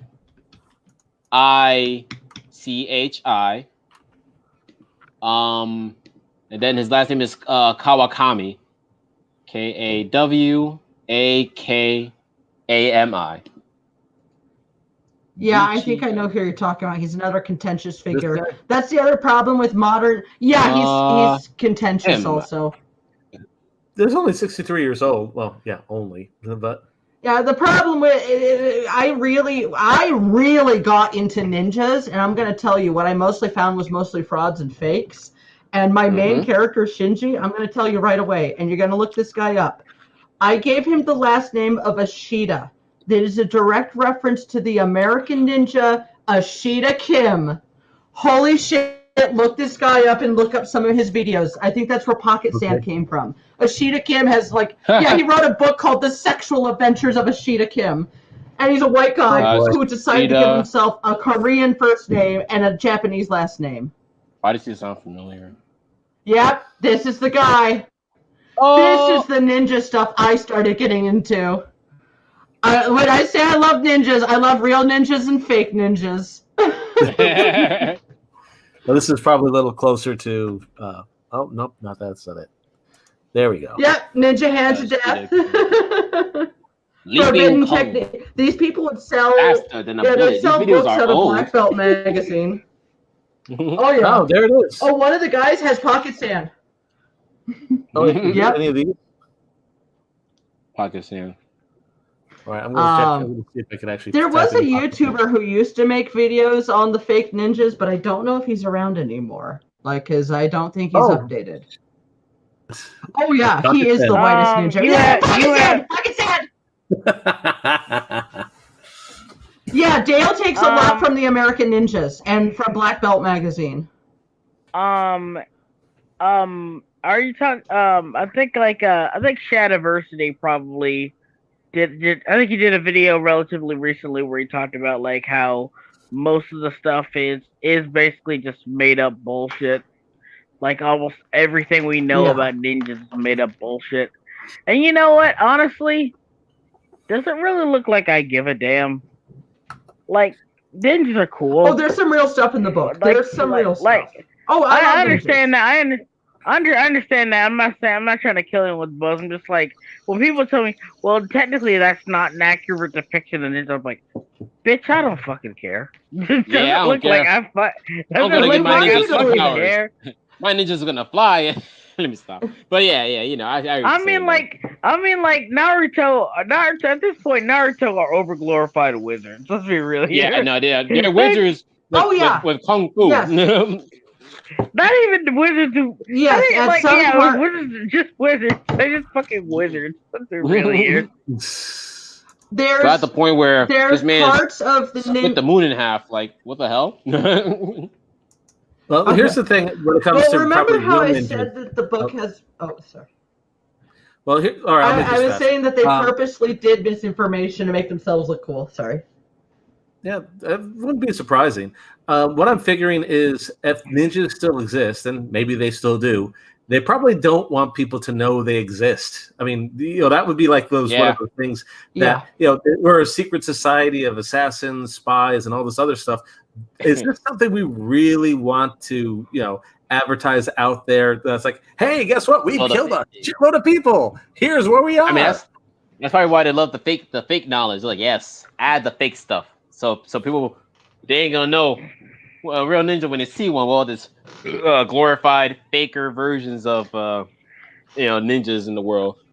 It would be, it'd be awesome. It'd be awesome. Like, they did a lot of arson. Like you got somebody, like Kim here or somebody like that, and it's revealed he's actually a legit assassin, and this whole thing has just been a fucking charade, just to throw people off. That would actually be the most badass thing ever. Imagine Jim comes to take you out, and you're like, "What? You're that fraud celebrity." And he starts speaking Japanese, and then he gets the position. You're like, "Oh no, he's real." He's like, who you call a fraud? But, right? He gets behind you all of a sudden, nothing personal, kid. You're just dead. Thank you. But yeah, I need to do my ninja comics. I need to do my ninja comics because they're all like sex crazed stoners. Like they're all just my main ninja is just really fucked up, and I just think it'd be great. And no joke, I was inspired by Ashita Kim. Look at that fucking book. I know you can't click on it because we'll get cut from YouTube, but yeah, the one on that row in the middle. Yeah. I mean, it's not showing. Look at Frank Dukes any also. naughty. It's not showing any naughty bits, so you can go ahead if you want. So, okay, everyone, if we get cut off, we will come back. We promise. Yeah. All right. Yeah. All right. So Ashita is the amorous adventures of Ashita Kim. I think fuck it. I'll just call my shit the amorous adventures of Shinji Ashita. I don't fucking care if this guy sues me. Sue me, Ashita Kim. Fuck off. To be fair, I'm a ninja too. To be fair to this guy, he's not in bad shape. I will fight you on the mindscape. It's not about the bad shape. It's just no. Why that cover? Why that cover? Because he thinks he's sexy. He thinks he's sexy. Painted a nice cover. So it looks a little too low effort. A little too low effort, you know, for such a prestige ninja. Yep. Sora said League of Assassins. Kim is the leader of the League of Assassins, just like that's confirmed. God. Look up Frank Dukes next. The ninjas get into fights. The fake ninjas have feuds. The fake ninjas have feuds and they sabotage each other all the time. Oh yeah, they did in their heyday. There was one where I think there was one guy called Count Dante in the 70s. There was a death involved with that one. But Frank Dukes, the other thing that I noticed with these fake ninjas, type in Count Dante. He's another famous. He's one of the first fake ninjas. Count Dante. DOANT or like that? Oh, it is. Oh wow. There he is. Wow, look at that. Look at those cybers. Okay. Yes. Oh, yes, wow. There was like a Kung Fu hustle. The literal Kung Fu hustle, and there was death. Yes. Oh, and you gotta look into Frank Dukes. Why does he look like Jack Black, though? He does. In the second picture, he looks like Jack Black. He looks like Jack Black. He really does. He legit looks like Jack Black. What the fuck? Kung Fu Jack Black. Outstanding. Yeah, right. Oh, here we go. Yeah, he really does. Yeah, guys, when I say I'm the local ninja expert, I mean it. Documentary of this guy played by Jack style. Played by Jack Black Win. The guy was a psycho. But, Ryan said the guy was a psycho. Oh, he was. He was a psycho. Oh, they took someone's eye out at one point. They had there was a huge bloodbath. There was a full-on Kung Fu war. Yeah, the dojo war was real. Oh my! Oh, wow. There was a real death in the dojo war. Oh my God! He took a guy's eye out. I wonder if this is where Mr. Satan got the inspiration. Probably. It could have been. Because he's a fraud. And the same thing with the Ashita Kim and Dale. I mean, he took a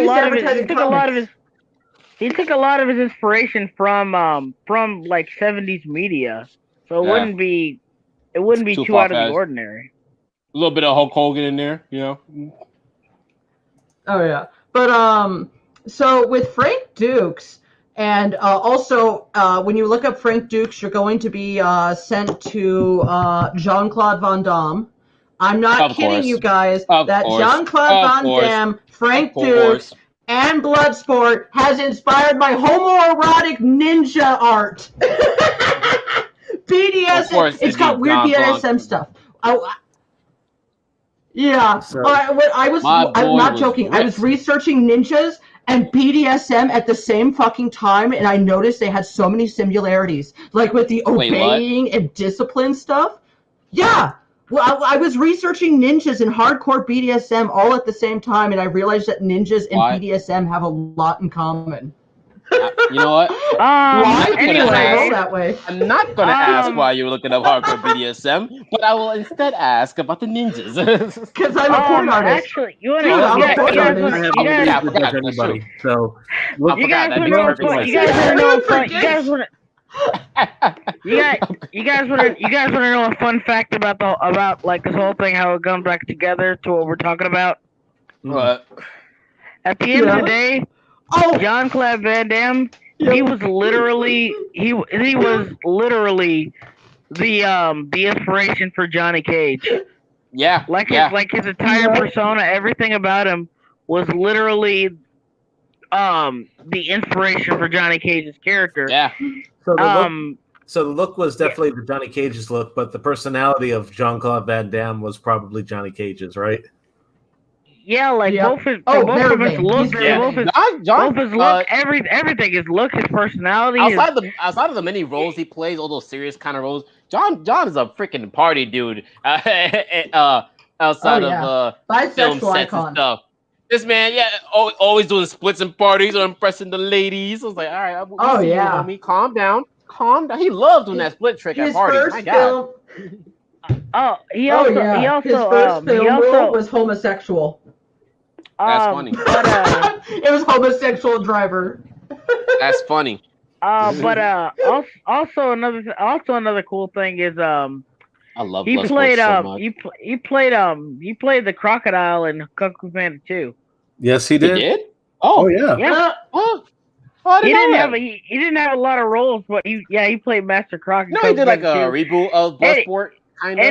And you know something? He did his famous split kick as the character in the movie. Of course he did. Oh no! Yeah, he just showed up and he said, well, Master Rock said Master, and then Croc, and then he showed up and Croc did the split kick like he did in the movie, like he said before. There you go. Yeah. Look at John right there doing the actual split in his suit. Look at him right there in the picture. In the suit. See your left. I love him. Look at him.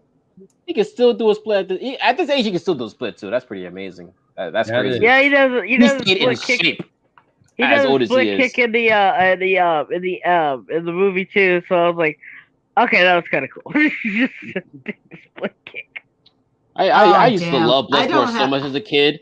I used to we had it on VHS, and me and my brothers used to watch Bloodsport almost every day for like a week. But then we lost the VHS tape. So that sucked. I'm sorry if I'm ruining Bloodsport for you because I noticed the weird BDSM overtones in it. Now the movie it's Bloodsport. You're not ruining anything for me because of BDSM. It's Jean-Claude. First, you can't ruin BDSM for me since I'm not shy and afraid of BDSM. So can't be to something you're not.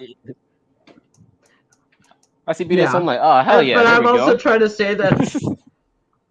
I'm also trying to say though that I do have an OC that's very inspired by Jean-Claude Van Damme, Johnny Cage, and Frank Dukes, and I do have him as a bisexual bleach blonde. With who's implied to have had a nose job in his vein. Yeah, it sounds just all right with those I gotta iterations. do my fucking ninja works. Yeah, I gotta fucking do the damn ninja comics. Even if I'll probably have tons of panels that are non-pornographic that are just people being assholes to each other. Jason, can you go to your left and click the picture of John Van Damme where it looks like it has another actor's face next to it? What's his name? Down? Oh, yeah, I see it. Now that guy. Yep. Oh boy, did life hit him hard. The goal is that's a fraud. Now that is the biggest fraud I've ever seen in my life. Fuck Aikido. Because I got into ninjas, because I got into ninja stuff, that also means I kind of got engrossed with some martial arts videos at one point. And fuck his style. His style doesn't work. Fuck it. It does not work. I've seen so many videos. Yeah. And you guys ever seen John Tron's video on it? That's one of them. Steven Seagal talks a lot of shit too. He talks a lot of shit about people who will beat his ass. Apparently, he talks shit about Michael J. White, and I was like, "Whoa, Michael J. White will destroy you, home slice." Well, apparently, I'm trying to remember the dude's name. He was Luigi in the Super Mario movie. Do you remember who that was? Yes. John John Leguizamo. Leguizamo. That's who it is. John Apparently, he was in a Leguizamo. movie with him once, and I think the Steven Seagal actually threatened him just to show how tough he was. It's like, okay, you're going to try and threaten John Leguizamo. John Leg. Threaten someone your own this side, tiny bro. dude. You want to threaten this guy? Why? Fuck a sweetheart. Right? Threaten America's someone your own sweetheart. size. Yeah, John Leguizamo is You do not I beat heard up that John Chi-Chi. Leguizamo is a legitimately really nice guy. I did hear that. Yeah. Steven Seagal, he's a bully. He's a You fraud. do not beat up He's a Chi-Chi. thief. Oh, dude, he's actually with Keanu Reeves here. Okay, that should just be a freaking. Oh yeah. Guys, next to John Leguizamo, type in Chi-Chi. Type in the name Chi-Chi right next to John Leguizamo. It's one of his characters. Yeah, type it in. Oh yeah, he was in. You do not mess with Chi-Chi. Oh my god. For those It was a Tu Wong Fu. Yeah. What is Love this? it. Love the movie. Oh, you don't Great know movie. this one? Oh, I a long don't. I'm time too ago young. in the '90s. Patrick Oh, Swayze. you need to see it. It's great. Really? And Denzel was this Denzel or no? That was what? No, that's Wesley Snipes. That's the fighter. Wesley Snipes. Yep. That's what. And they're all inspired by Julie Newmar. Yep. Wow. They were in a drag movie together. Oh, and temporarily. Oh, I love it. Great movie. Love it. Too. Yep. He has a short cameo. You know, yeah, that's Wesley. Yeah, wow. Yeah, it's like that was brave. This is stunning and brave. Oh yeah, great movie. Yeah, especially. Well, how old is he again? Me, 90s easily. 25 years ago. They filmed this in the 90s. 95. Wow. Okay. Me and my mom have a headcanon that Patrick Swayze's character, he doesn't come off like a drag queen. He comes off like they're transgender. Like, I know there are people who argue like, oh, they're just drag queens. I'm like, no, yeah, he really loves Julie Newmar. And here's the thing about Julie Newmar. A lot of people attacked her and called her transgender. Well, of course, they called her a tranny back then. Like, oh, she's just fine. Yeah. She must have had a penis. Catwoman had a penis. Wow. So also the fact that Patrick Swayze is also very much in love with Julie Newmar very much makes me and my mom feel like that the character might be trans. Wesley is not. Wesley's a drag queen. Chi-Chi's a drag queen. But yeah, no, we swear Swayze's character's trans. Plus, Swayze makes an amazing woman. I'm sorry, Swayze just wow. Out of all damn them, Swayze. Yeah. If I have to rank them, but Chi-Chi's kind of too hot. Chi-Chi's a little too hot. I'm sorry, Wesley. You're gonna have to be number 3 in this list. If I gotta rank all 3 of them. Yeah. Wesley's got class. I mean, not Wesley. Yeah, Wesley's sassy. Patrick is just class, just stunning and class and old Hollywood beauty. And what was John's? I love how we're now just talking about these guys in drag now. We're just talking about how they make amazing women now. Okay, I just have to show this very quickly. Then we'll get back to this. Yeah. Someone actually made this. Point man. Thank you, Point Man, for this. I just had to show it. Please continue. Yeah. Oh man. I'm trying to remember some stuff about this movie. Like, it's all about self-expression and art and music and classic movies, and about being true to yourself. And Patrick Swayze helps this woman who's in an abusive relationship. And then at the end, like, it turns out they're all running away from a police officer who tries to rape Patrick Swayze. And, like, the town all comes together and wears red, and they're like, I'm a drag queen. And they're like, I am Spartacus. So they have their I am Spartacus moment at the end of the movie. And then they go to the show and they meet Julie Newmar and Chi-Chi's crowned the new queen. Yeah, for 1995, that's the date it came out. It was very surprising that they made this, and it was actually a pretty entertaining movie. So, but again, it's a studio movie too. Mm-hmm. I'm back. Sorry. Yeah, like Priscilla and Better Than Chocolate are all indies.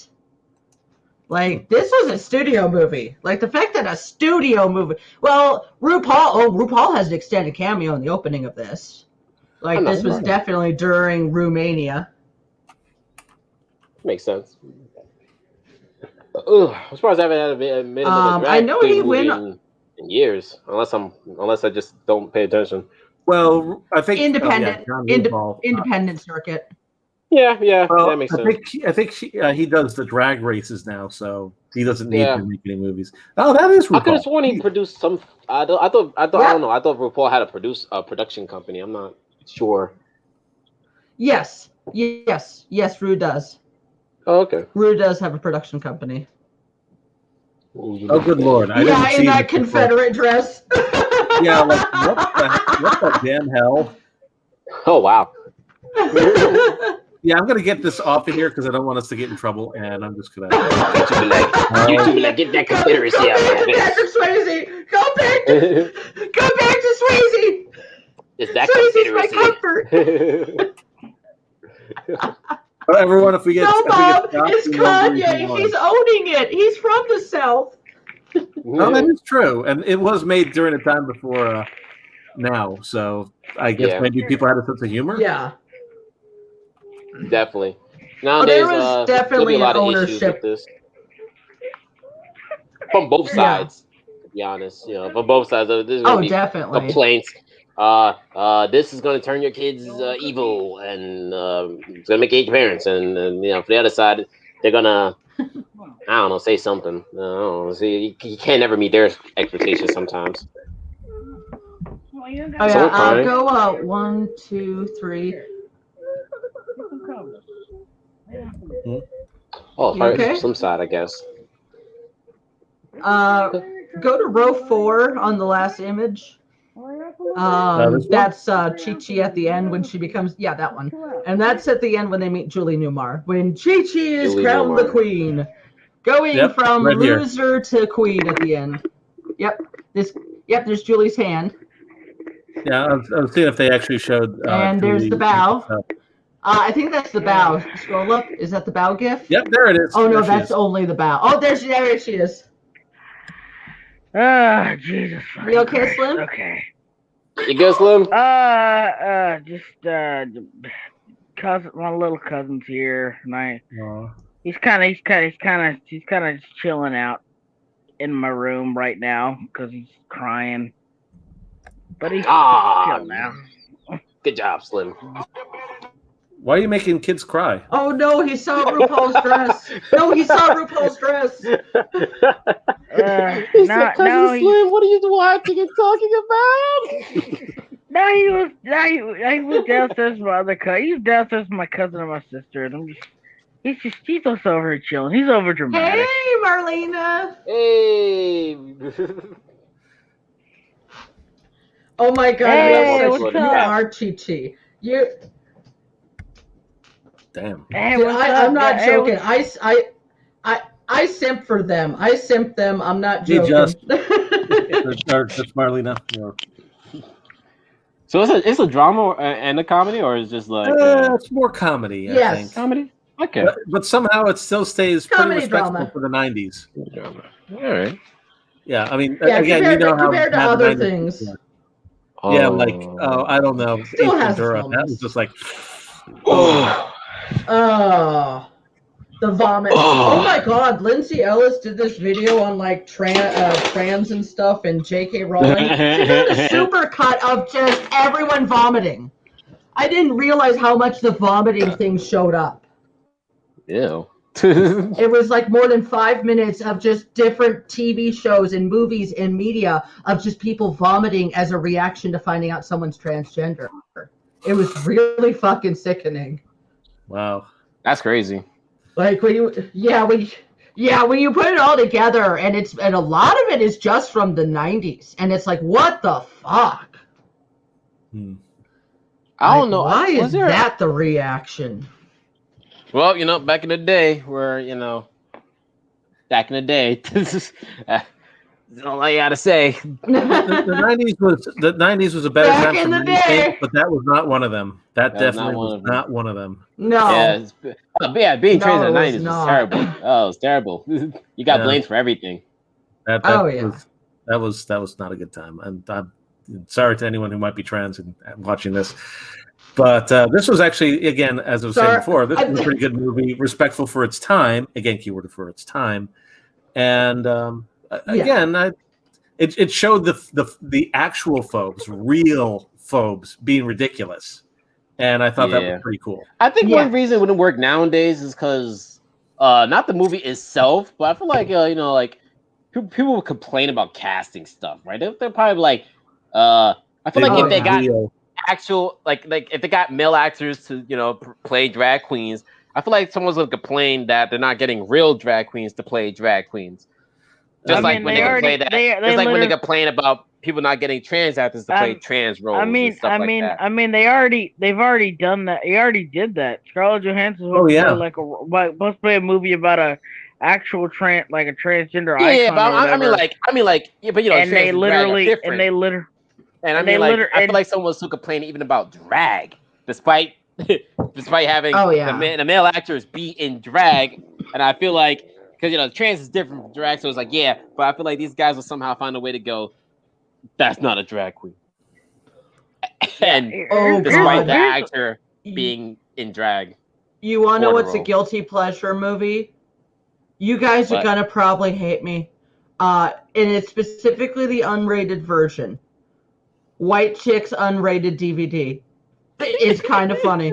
It's listen, the moment we said White Chicks, I can't be mad at you. I like White Chicks. I'm not gonna lie, I enjoy White Chicks. I'm gonna be upfront.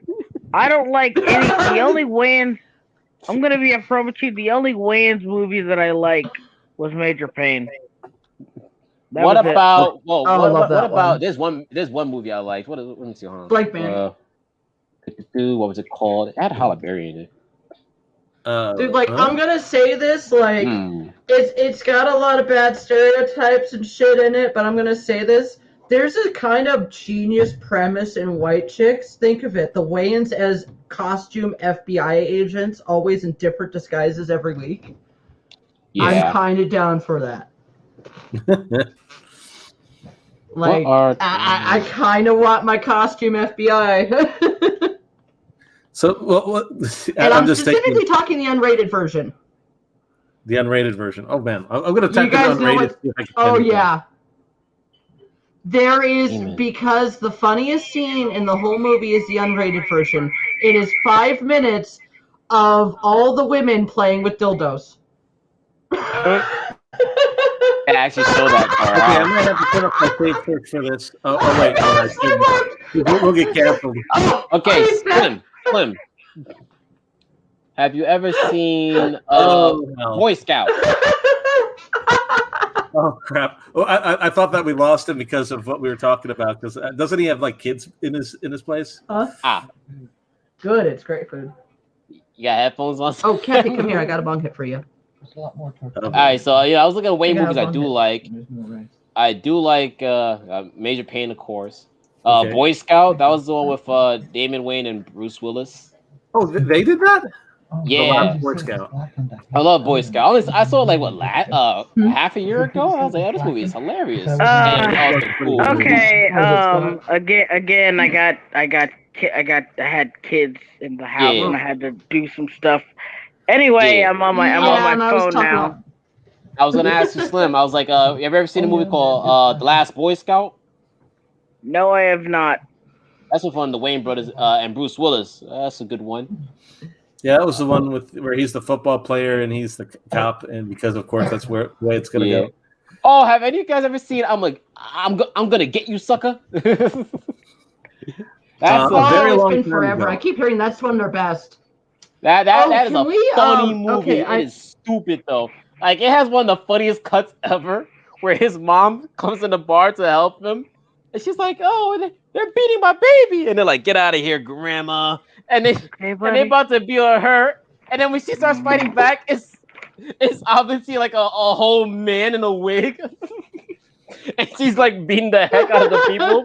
So then once she's done beating them up, it turns back into the actress. And I was like, all right, wait a minute. It was just so stupid. More money. That was a good one. Beverly Hills Cops. You know what? I'm not Wow, really? I'm realizing now, like, who was in that movie? I didn't realize like the amount of black movies I watched as a kid. Seriously? I did not notice that in one of them because I mean, I just didn't notice until recently.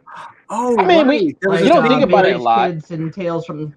There was a scene with one of the Wayans brothers. Yeah, when you're a kid, you really don't. Wait, in But Beverly, what I was in Beverly trying Hills? to think of. Yeah, check it. Man, I love that movie. I literally saw that the other day. I don't remember which scene this is the scene where he asked for the banana. He didn't want the buffet. He just wanted the bananas to plug up the cop's plug up the tailpipe. car. Oh yes, you're right. Oh my god. Yeah, he says how much for the bananas, and he just gives it to him. I'm like, oh, dude. I love Beverly Hills Cop. That's one of my favorite Eddie Murphy movies. Yep, Beverly Hills Cop 1 and 2. I have to see 2. Oh, you haven't seen 2? Oh shit. I'm not gonna lie. One of these streams, I grew up with the Golden Child. Let's have a viewing. We got to do this.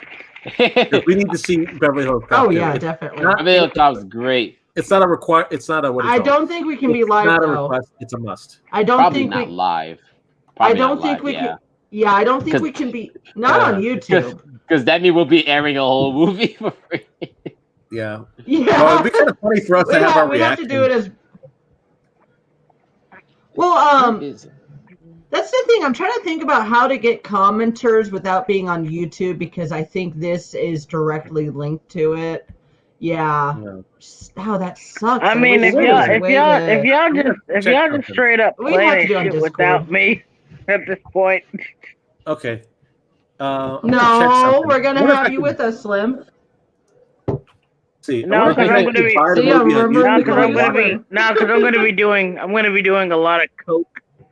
And I don't think I'll be available at that time. You know, it looks like if we ever want to do this, we could buy it and maybe watch it off YouTube, and then everyone could watch our reaction or some shit. Buy it off YouTube. I will buy this. Not wrong. Can't get in trouble for that. Yeah. I will buy this just so we can do the stream one of these days. Oh man. You tired? Well, I have to do it for Beverly Hills Cop. You slow down? You tired? I remember Blank Man. See, that's another thing too. I don't know who said it. It could have been. I saw it on Twitter. Oh, guys, I know movie we can watch. But someone brought up that fact that 2000 movies, black movies in the 2000s were better than now. I don't know who said it, but I was like, I agree. I agree. They were funnier. Yeah. They were just better dramas. Better crime films, just all around in the 2000s. Because Soggy, she brought up that she's watched like a lot of black films, and when I thought about it, I was like, I really did. Like really. Man, here's the thing. Candy shop, barbershop, caddy shop. Bags. Here's the thing, though.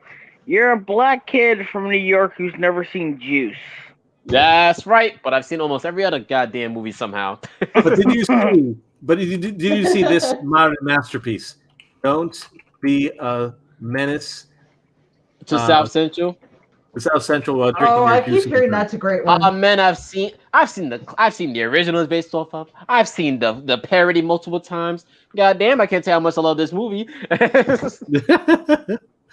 I don't like Wayans Brothers movies. I don't like them. They're stupid. This movie has one of my favorite scenes with Bernie Mac in it. With Bernie Mac's the black cop, right? Mm-hmm. And he's arresting them, and he's like, turn your ass around. I want to see your black skin looking at me. And like Bernie's cop is like a racist cop against other black people, and he was like. He got in the air. He's like, I don't like when I wake up in the morning. I see my black skin. He's like, I don't like looking at Whoopi Goldberg's gums. And I was like, all right. And even as a kid, I knew how black Whoopi Goldberg's gums were, and I got the joke. It was just so stupid. I miss Bernie Mac so much. Yeah, Like Bernie Mac made everything Loved his instantly show. funny. Everything. Yeah, like One of my favorite movies as a kid. I watched so much. What was it? His daughter, Ashton Kutcher, was it not? Are you talking about Guess Who's Coming to Dinner? Yes. Yes. Yeah, that weird remake. I used to watch that movie to death. I didn't like. Here's the thing. Here's the weird thing. Bernie Mac is so funny. He made Ashton Kutcher look funny. And Ashton Kutcher's role in the movie was just to look timid. His role in the movie was just to look scared. Yeah. Ashton Kutcher is one of the few people I genuinely hate because he's just such a. Yeah, I hate him. I hate him as a human being, and I want to destroy him. Oh my god. It's just he's such a bad actor, but everyone praises him like he's good, and I don't see why. Well, I think it's all right. I don't have that much hate for him. I think one of the reasons why some people are kind of seeing him in a good way, and again, this is just a guess. Apparently, he's been speaking out a lot on decent causes, not insufferable causes, but some decent ones recently. So I think people are giving him a little bit of a pass for his could be better acting. Oh, okay. So I think that's the reason why. It's like certain people again. He's like that Seth Rogen style of actor. You really can only play one character, honestly. Yeah, but unlike Seth Rogen, I don't want to basically just say, "Okay, we get it. You're woke. Please shut the hell up." Yeah, that's more, especially current. It's not even politics things. He's just insufferable at this point. He's just insufferable. He's just like really like he's like in that. Seth Rogen. He's like that. Yeah, he's just that one. Like, here's the thing about actors. People need to understand that some actors are just one note, and you can either embrace being one note and typecast, or you can pretend that you're not. I think he's one of those actors who pretends like he's not. I think one actor who's definitely tried his best in the last decade to branch off from that. I want to say Zac Efron. Exactly. He doesn't want to be typecast. He has taken roles. He has taken some pretty good roles. And I want to say he did a pretty good job in those roles too, where he doesn't play the hot, buff, stupid man. You know, like he still takes those roles sometimes because, hey, listen, a man needs to pay his bills. You know what I'm saying? He tries so hard to not be like, hey, you know, I remember he played out the Lorax, and they tried to make him sound interesting, but to be fair, everyone was doing that when they interviewed him for the Lorax. But him in particular, he was like, my character's totally like me. And they said, how does he like you? Well, he kind of just does these inflections, okay, yeah, sure, yeah, okay, yeah. I'm just like, that's not really a character. That's just you doing inflections. The one role I absolutely loathed that he did in his career was Green Hornet. I'll never forget being a young buck and seeing Green Hornet, and I was like, why? So confusing. Just why? Literally, all I could ask was, why would you do this to me?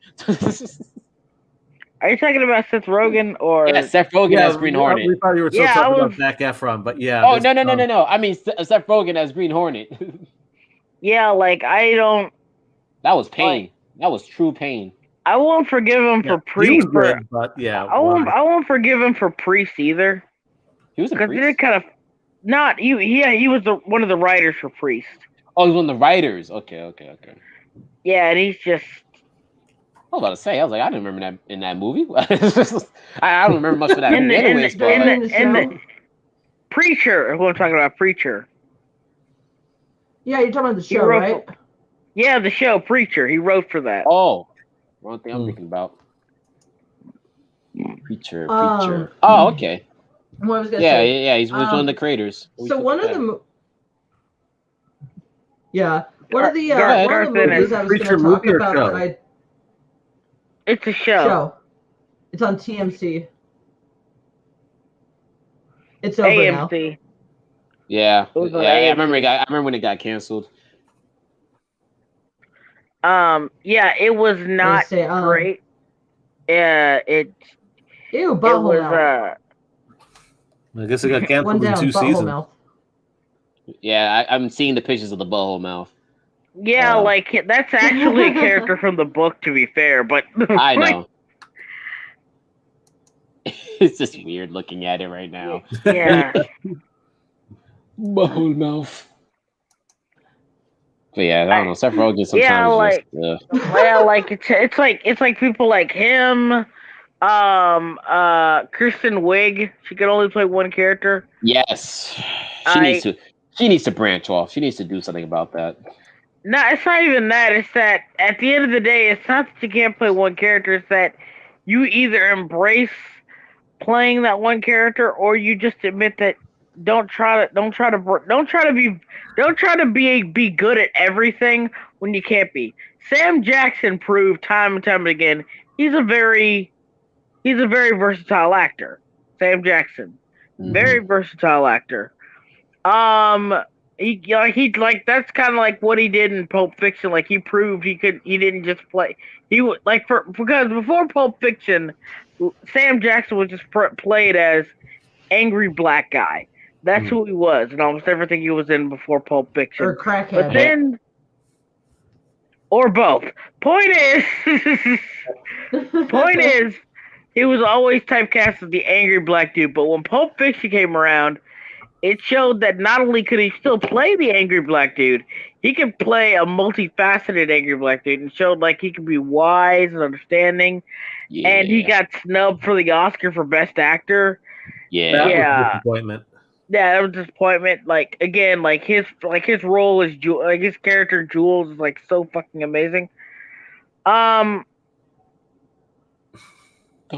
then it just proved like yeah, he can play a lot of dual roles. I think a lot of people don't understand that, you know, sometimes you're just not cut off with that kind of talent. I think like people like Kristen Wiig. I think people like Seth Rogen. I think people like who was it? Who we're talking about? Zac Efron and even John Leguizamo to an extent. Yeah, but you know what my thing is too. It also really hurts when you do multiple bad roles. Like for Kristen Wiig's, in her case, like my God. Almost every movie she's been in the last years have just been absolute dirt. And where other characters is like, you can get here's the thing about Kristen Wiig. Play in the same role, but if you nail a good character in a good film, it won't hurt you as much. Like you're stuck playing the same role. Here's the thing about Kristen Wiig.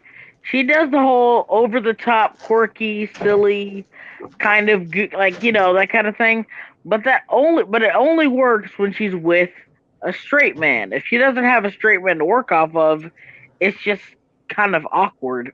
And I'm just being upfront. In a lot of the movies she's in the a cast pool where the other characters are also the funny man, and it's just like.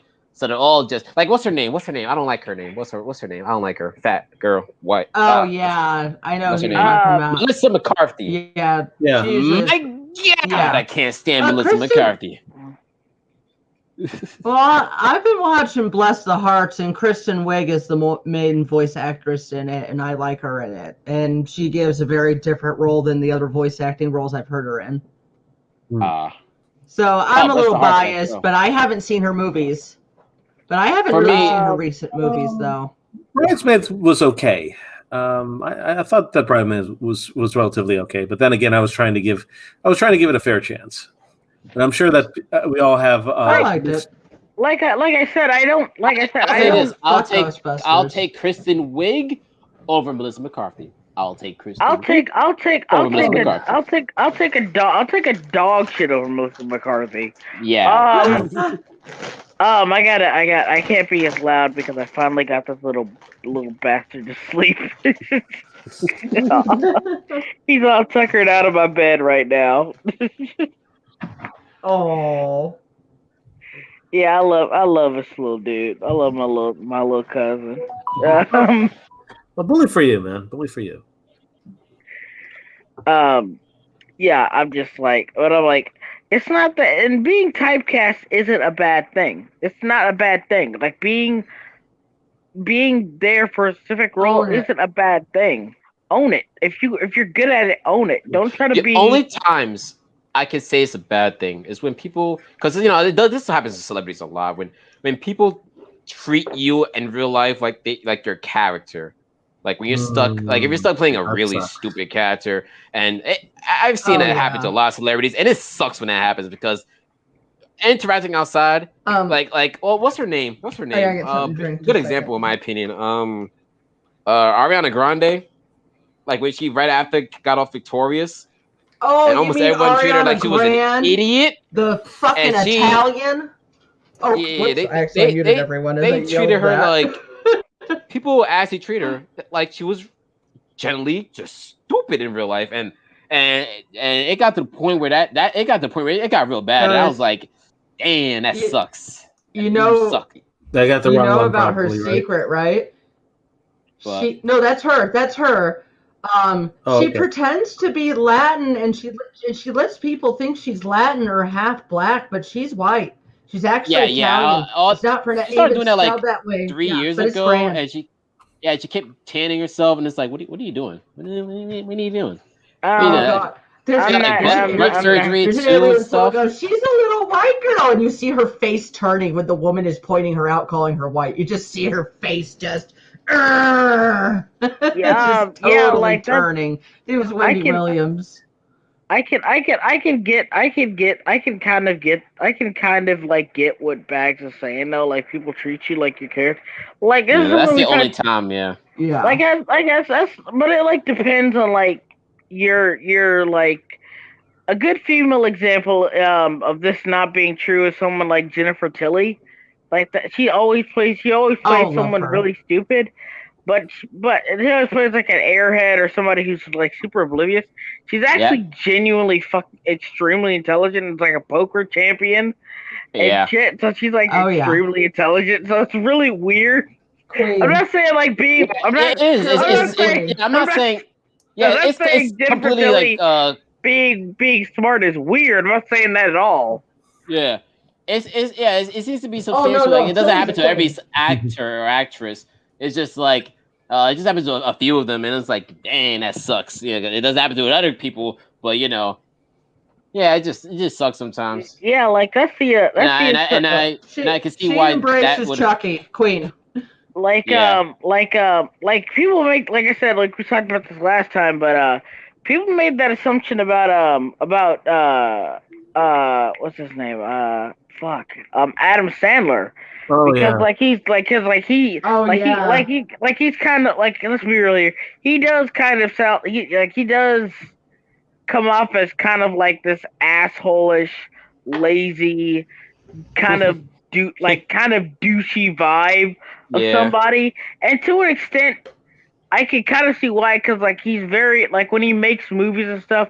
First of all, he's very nepotistic. He almost always works with his friends, and people point out like sometimes it's just an excuse for him to go on vacation and shit. And he doesn't seem like he enjoys making his movies. And sometimes I do believe that's the case. He doesn't like making some of these movies, but he needs to get that money though, and there's nothing wrong with that. Money. But here's the thing though, people always assume he's kind of like just an asshole in real life, but in reality, he's one of the nicest people and genuinely nice people in Hollywood. There's no skeleton. There's nothing. There's not anything. Anybody who's met Adam Sandler has said he's a genuinely wholesome, nice, well-rounded guy. I remember when here's something that made me realize how cool this guy was and how I knew he was genuine. He was doing an interview, right? I think it was on one of those morning talk shows, right? And he, you know what he ended up talking about? He talked about Charlie Murphy and how he passed away, and he started crying a bit. And I was like, I ain't hear nobody else talk about Charlie Murphy's death. No mainstream people talk seriously about Charlie Murphy's death. And this dude said he was a good friend, he was a good comedic talent, and he was sad that he was gone because he was a genuinely good friend. And you saw him tearing up a bit. I'm just like, this dude seems genuine about this. Mm-hmm. Like he's a genuinely really cool guy. He's a really nice guy in real life, apparently. And and I remember like he did this interview with Jennifer Lawrence. You guys ever seen that? No. Okay, well he's doing like this interview with. Remember. He did this interview with Jennifer Lawrence, and they're talking about they're talking about like basically the industry and stuff, right? Jennifer Lawrence kind of comes off as a bit, I want to say a bit condescending, but when Adam Sandler's talking about everything, and it really does show like the disconnect for some people when it comes to Hollywood. And I'm not calling Jennifer Lawrence out or whatever it is.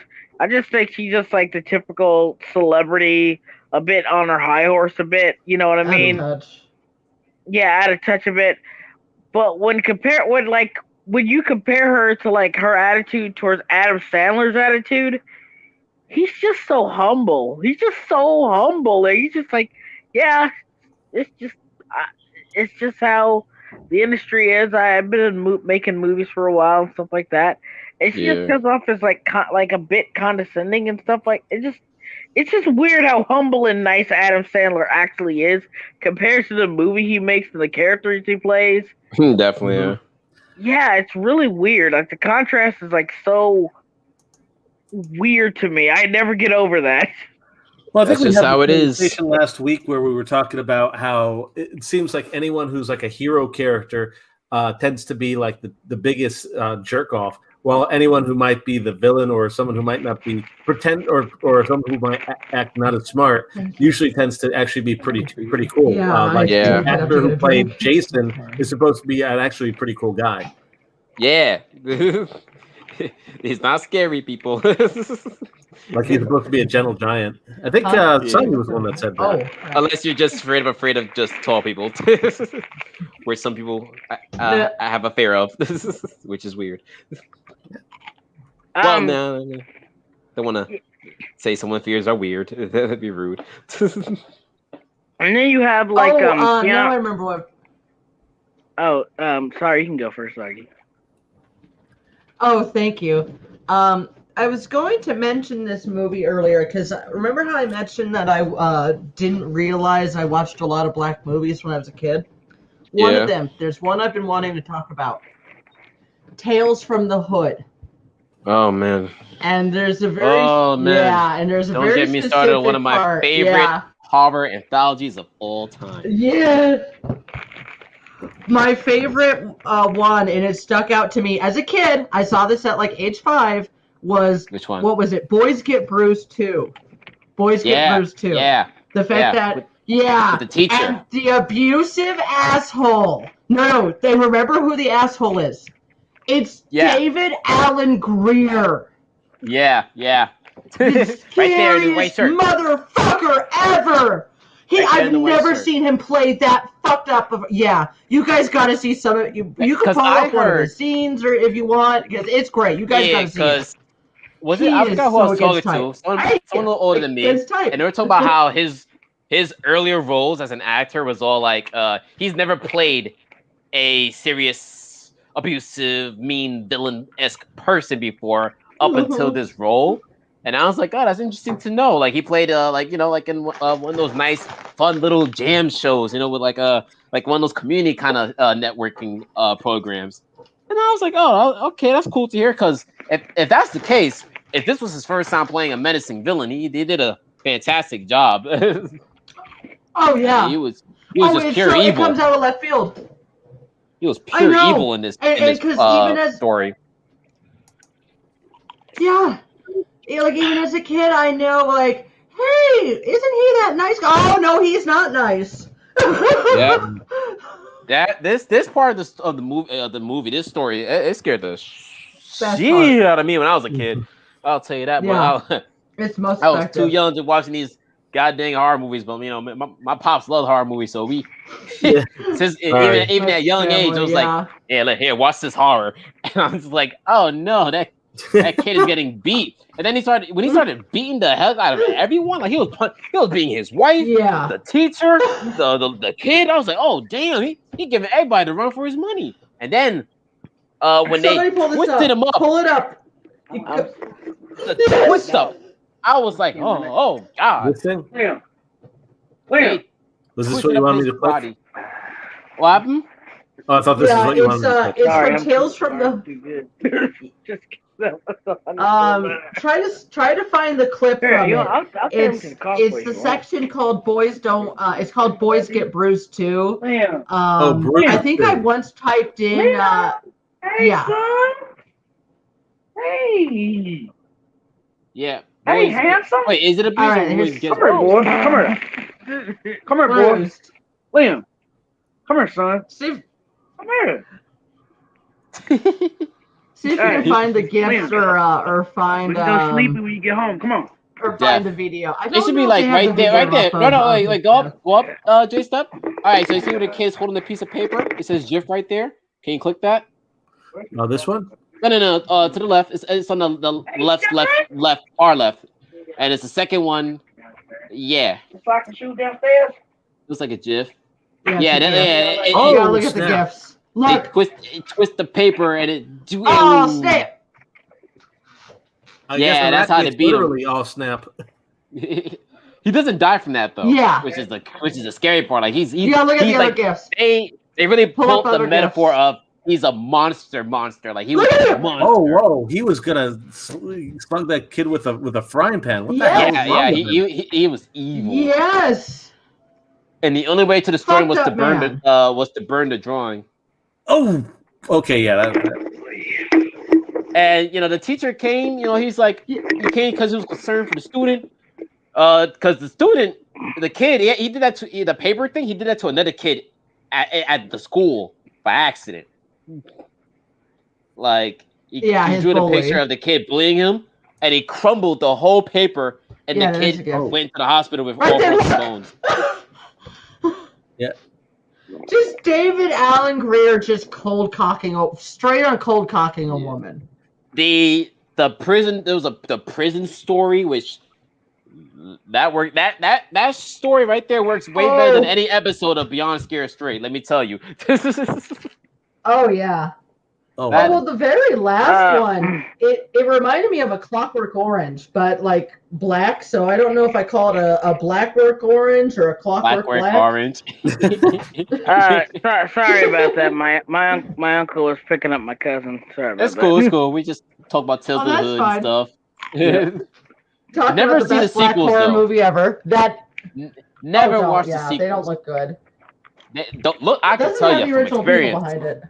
They are bad. They are bad. They don't have any of the subtlety and the amazing writing the first movies have in terms of knowing what they're talking about, subject matters. Like they hit a lot of subject matters: gang violence, black on black crime, police brutality, it's great. The police brutality one. Ooh, that was rough to watch. Done well. Ooh, that was a tough one. Oh, they killed that poor black man. Yeah, and then he came back from the dead and got revenge. Mm.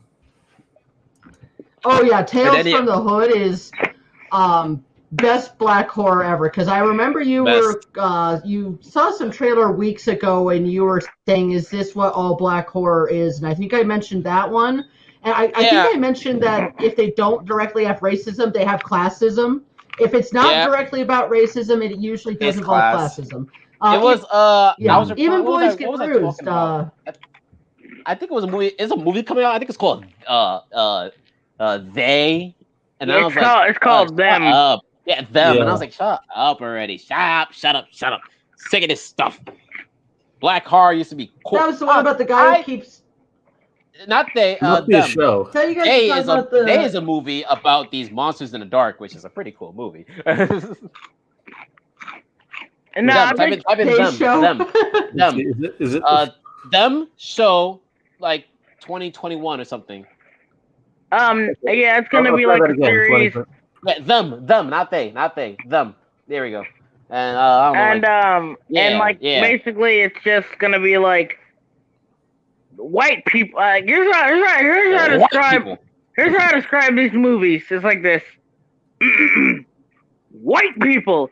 Dun dun dun. Exactly. Like that's legit how you describe these movies. Like, oh look there. Oh no, who's gonna be the mysterious bad guy? Will it be the whites? Or will it be the monsters? It's like the also there's a Netflix movie that came out. I'm not gonna lie, I'm glad nobody on each aisle liked it. Groundhog Day, but black.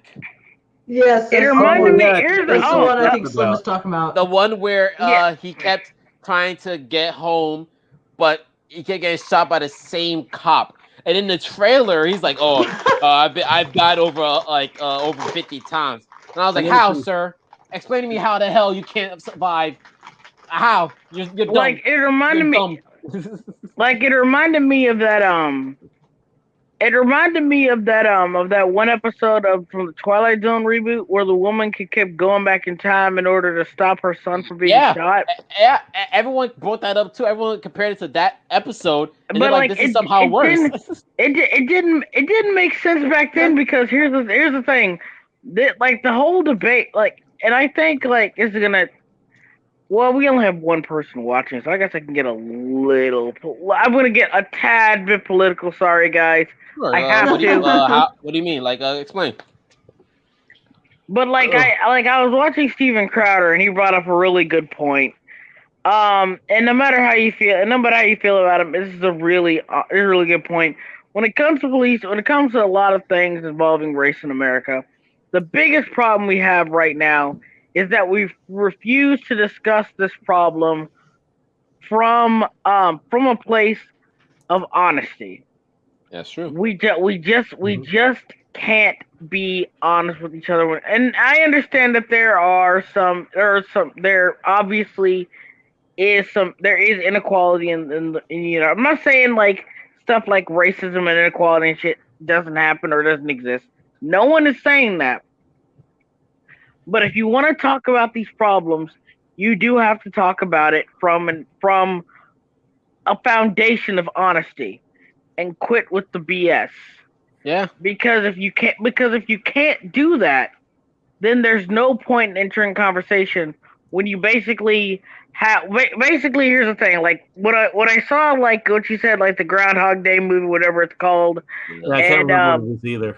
Yeah, like it was a Groundhog Day with black people. I think it was like either Happy Death Day or Groundhog Day. Basically, Happy Death Day is the horror film, which I actually like. Yeah, but like it's basically like it's Groundhog Day, but with black people, and it's the same cop, and the same thing with the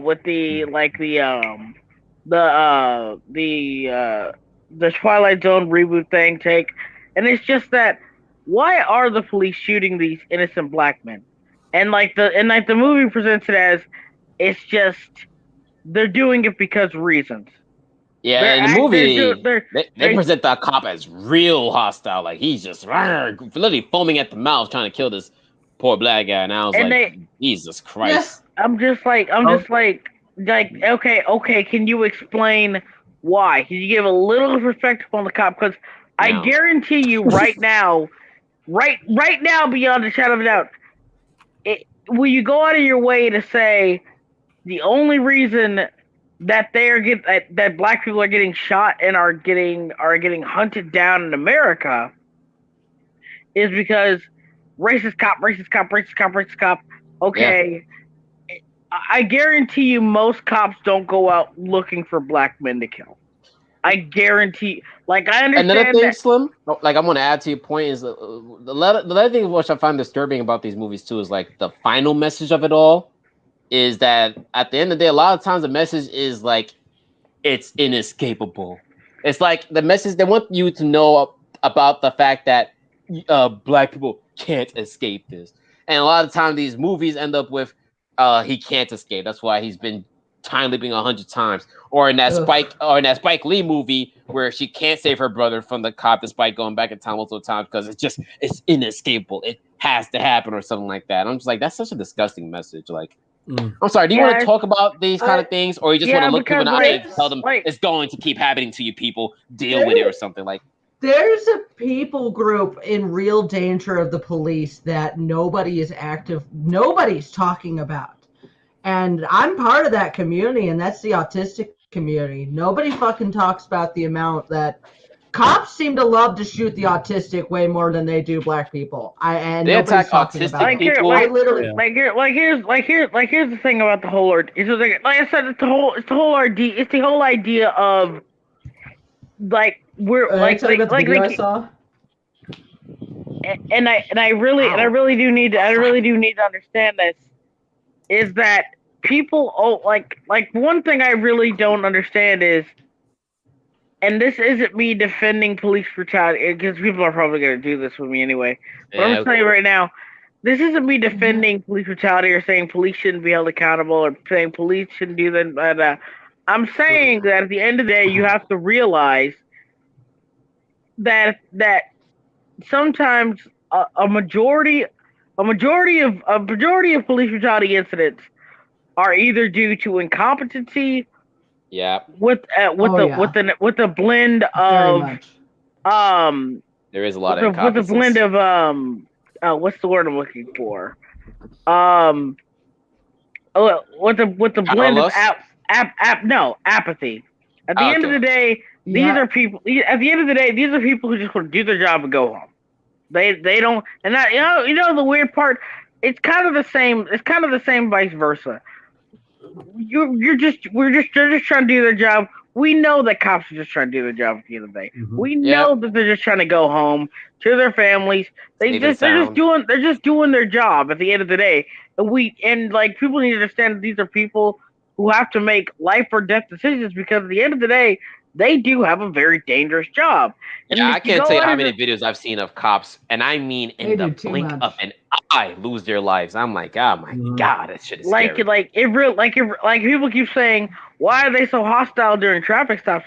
I've seen numerous videos. Too many traffic stop videos of cops getting shot the minute they walk into the window. Yeah, like walking up to the window. Yeah. They get shot, they get hurt, and like I saw this one video, and they say like, "Oh, why are they so hostile when they're dealing with people?" Well, here's the thing: you don't know if you're going up against a guy who's 6 or 7 foot tall who can easily overpower an officer. Because I've seen that a lot of times too, where they easily overpower officers. And like I saw this one video where a guy overpowered the officer, took his gun, and not only did he shoot, like the officer ran off. He not only shot one of the officers in cold blood, he went after the other officer who ran away over the fence, over the thing, the divider, and shot him too, and then drove off. And I'm just like, people don't understand. You also get cases where they where some of the people let the officers guard down too, like they come up, they're all polite at first. Yes, hello, officer, this and that. There was one video I saw like literally 3 days ago. The black guy got his hands in the wheel. He's chilling. He's following the orders. And then at the moment the officer let his guard down, like he turned, he drew bleach in the officer's eye.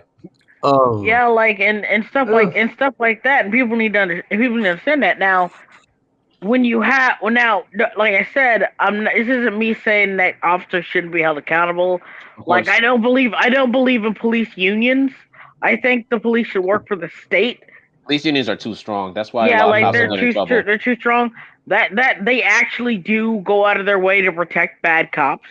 And I don't like police unions. I think we should get rid of police unions overall. And like I said, I believe in body cam footage and stuff like that.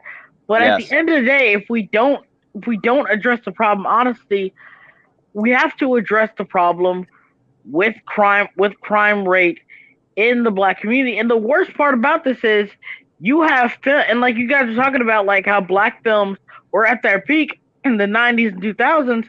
What was a major theme of those movies of Boys in the Hood, Menace to Society, Strapped? Not just classism, but at the end of the day, it was a critical look at black culture. Juice was a critical look at black culture.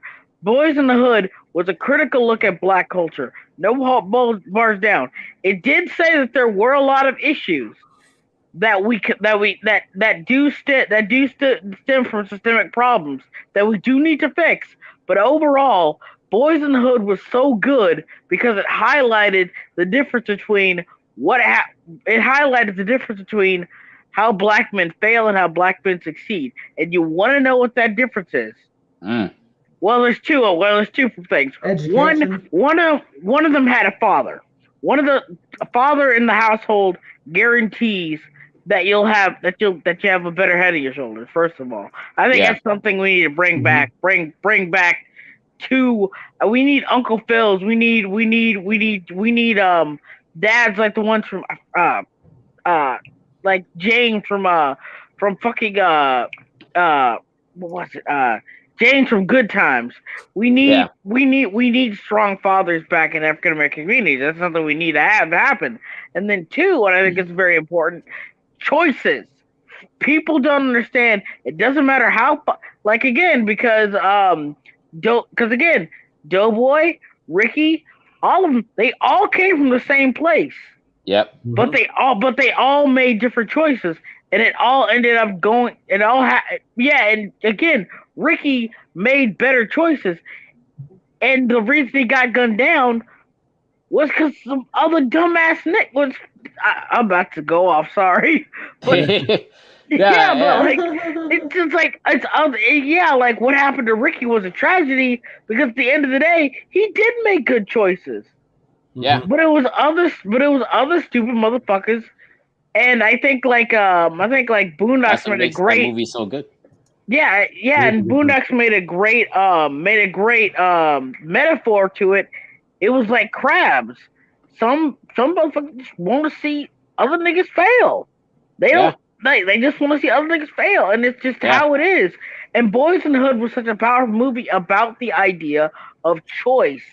Furious kept telling his son, Jay, at the end of that is that's the most fan fiction fucking name ever, by the way. Yeah, I know. Furious, but it's all about choices, and we don't. And that's the weird thing. The same thing happened in Menace to Society. It's all about choices, and Kane, he made all the wrong fucking choices. Yep.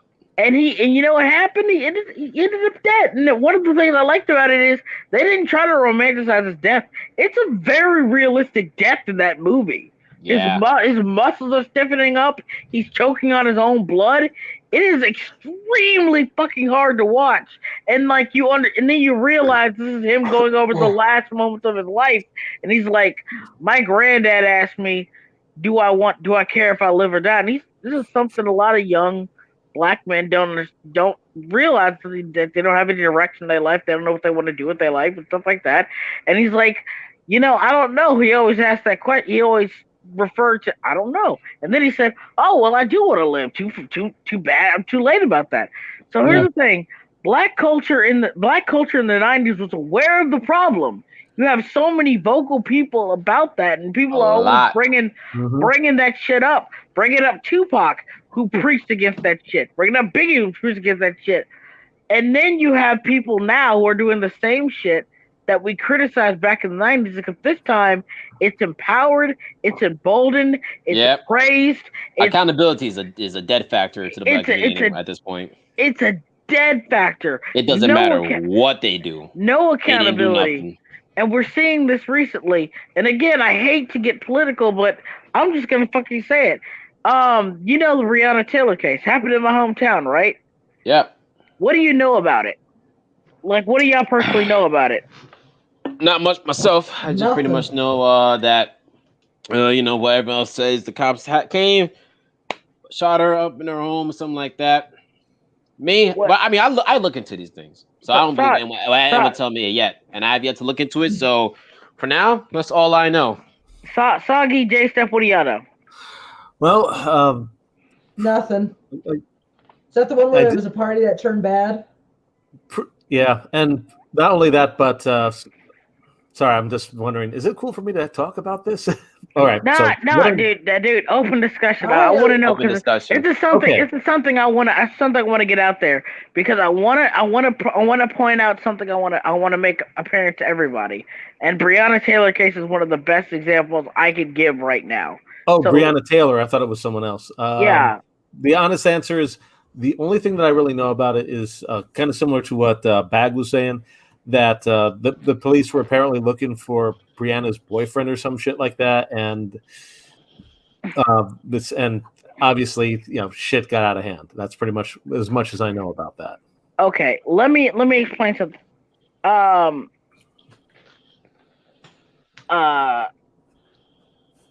Sorry. Let me explain what actually happened. Okay. Breonna Taylor, what everyone keeps saying is cops burst into her home, shot her in her bed while she was sleeping. I'm just going to assume that's the story you guys all heard, right? Yep. I mean, that's not the one I believe. Don't even know it. Okay. Don't know. Well, here's what actually happened. Breonna Taylor was an EMT who was fired over a year ago for being involved in criminal conduct. Basically she was under investigation for years. Oh my god, I hate these kids. She was under criminal investigation for years.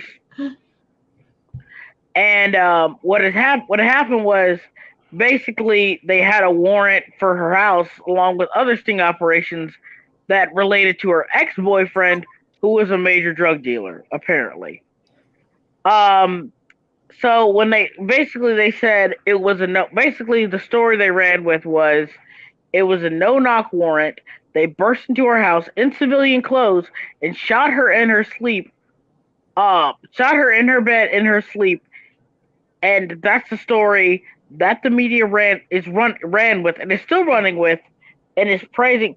Hang on a second. Quit slamming the door! Oh my god, I hate that's this. kids for you. Anyway, while she was in her, they said that's what happened. That's what happened. Basically, they shot her in her sleep in civilian clothes. They were on a no-knock warrant, and they murdered her in her sleep in her bed. That is not what happened at all.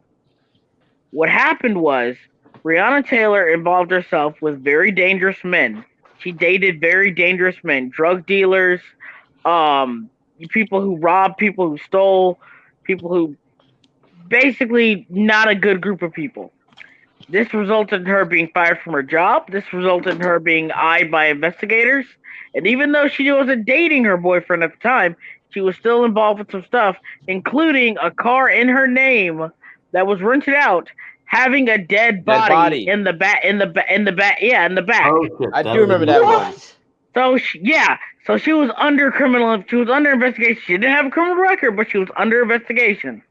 They said they had a no-knock warrant. That is also untrue. They never entered the house. What they did was they knocked and announced themselves 3 times. Now, when they got to the house, it changed to a no-knock warrant, which ironically probably would have stopped this whole event from happening altogether, ironically enough. But by the time they got there and they had changed it, they didn't see that it changed.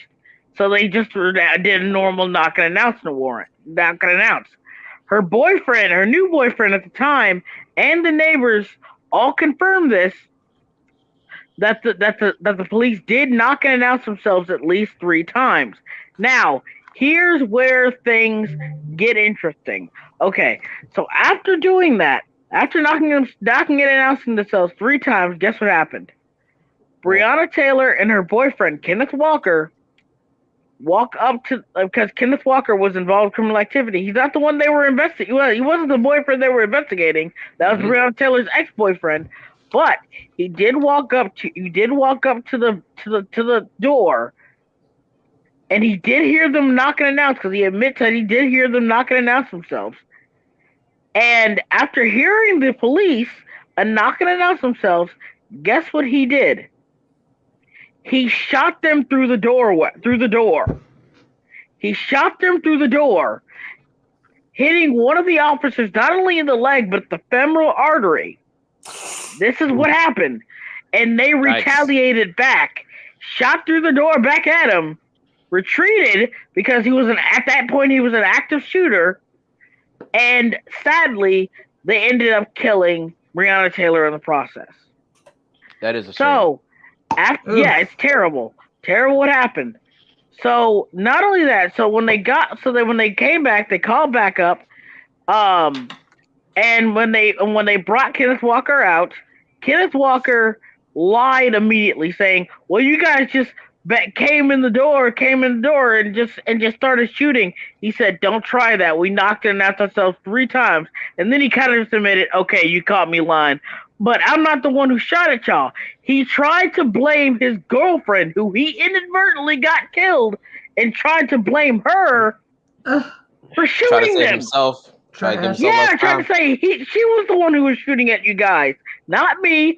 You shot her dead. That's what happened. He later confessed to everything, stating, "I shot through the door. I shot through everything. All this shit happened because this motherfucker was acting stupid. He did something stupid. He did something stupid. He made a bad choice. And Breonna Taylor made a bad choice by getting herself involved with dangerous fucking people. Now, at the end of the day, people are still going around saying Breonna Taylor was an innocent victim who the cops burst in the door and shot her in her bed while she was sleeping. In cold blood, and stated that's what actually happened. To this day, people are still stating that's what actually happened. Nobody looks up facts anymore. We cannot address these problems if we don't speak from a place of truth. And when you go out of your way to find reasons to demonize the police, because this happened. If you look at, and I'm just going to be upfront about this, you look at Michael Brown's case, turns out that was bullshit. You look at Jacob Blake's case, turns out that was bullshit. You look at Jay Jameson's, I remember his name's like James Jameson's case. There's a recent one. Someone was carrying a knife. And, that's the one I thought we were talking about. Where like I think her name was like Micaiah Blake or something like that. Yeah. Turns out that was bullshit. Jacob Blake. Turns out that was bullshit. Yeah, Jay Jameson. Turns out that was bullshit. And again, like you always hear these people say, "Well, don't forget their names." Okay, but how did they die? What led up to these situations? I'm not saying don't all the police accountable. I'm saying what escalated to that point to where the police actually needed to be called in, actually needed to go into this, and actually had to be there because these people are not innocent victims. Yeah, I mean, I've seen people like the police hate. I mean, it's strong as of 2021, of course, but I've seen people even like make such stretches to blame police officers for things that's not even their fault. There was this shooting in Queens, New York. I saw this video 2-3 months ago, I believe, and what happened was the lady, she invites the police in her home. She is trying to protect herself from her current boyfriend. He's very violent. You can see the home is trashed, and the police are trying to ask her what did she want to do? What was her next move here? Because they're like, we could take you. You could go to your sister's house or something. She's like, I won't be able to get there in time, or whatever, something like that. And they're like, we could take you somewhere safer then, for now. And she's like, she kind of like, maybe we could just buy a new lock to keep him out or something like that. Obviously, it's like, I don't think a lock is going to keep him out if he wants to get back in, like, because he trashed the whole place. And and it is sudden. Like they're still talking about what steps are going to take for her to protect herself. And the minute this one cop turned around, like her boyfriend was right by the door, and he started shooting like instantly. Oh wow! And the other cop got shot in like both his arms, and the other one got hit as well. And unfortunately, the dude killed his girlfriend. And that's what went down, right? And I mean, first of all, it's Twitter, so I don't know what I expected from these people, but they're like, if the cops hadn't been there, she wouldn't have died or something like that. And I was just like, this man was a clear freaking threat. She's literally calling them because he was getting violent. And I was just like, I don't know. Like, people like I said, when it comes to honesty and truth, some people it's just not about that anymore. It's just about blaming something easy, an easy blame, you know. Mm-hmm. Here's the thing: It's just weird. We found this new society. We founded this new society where we don't care about the truth. What people care about is being right and being validated.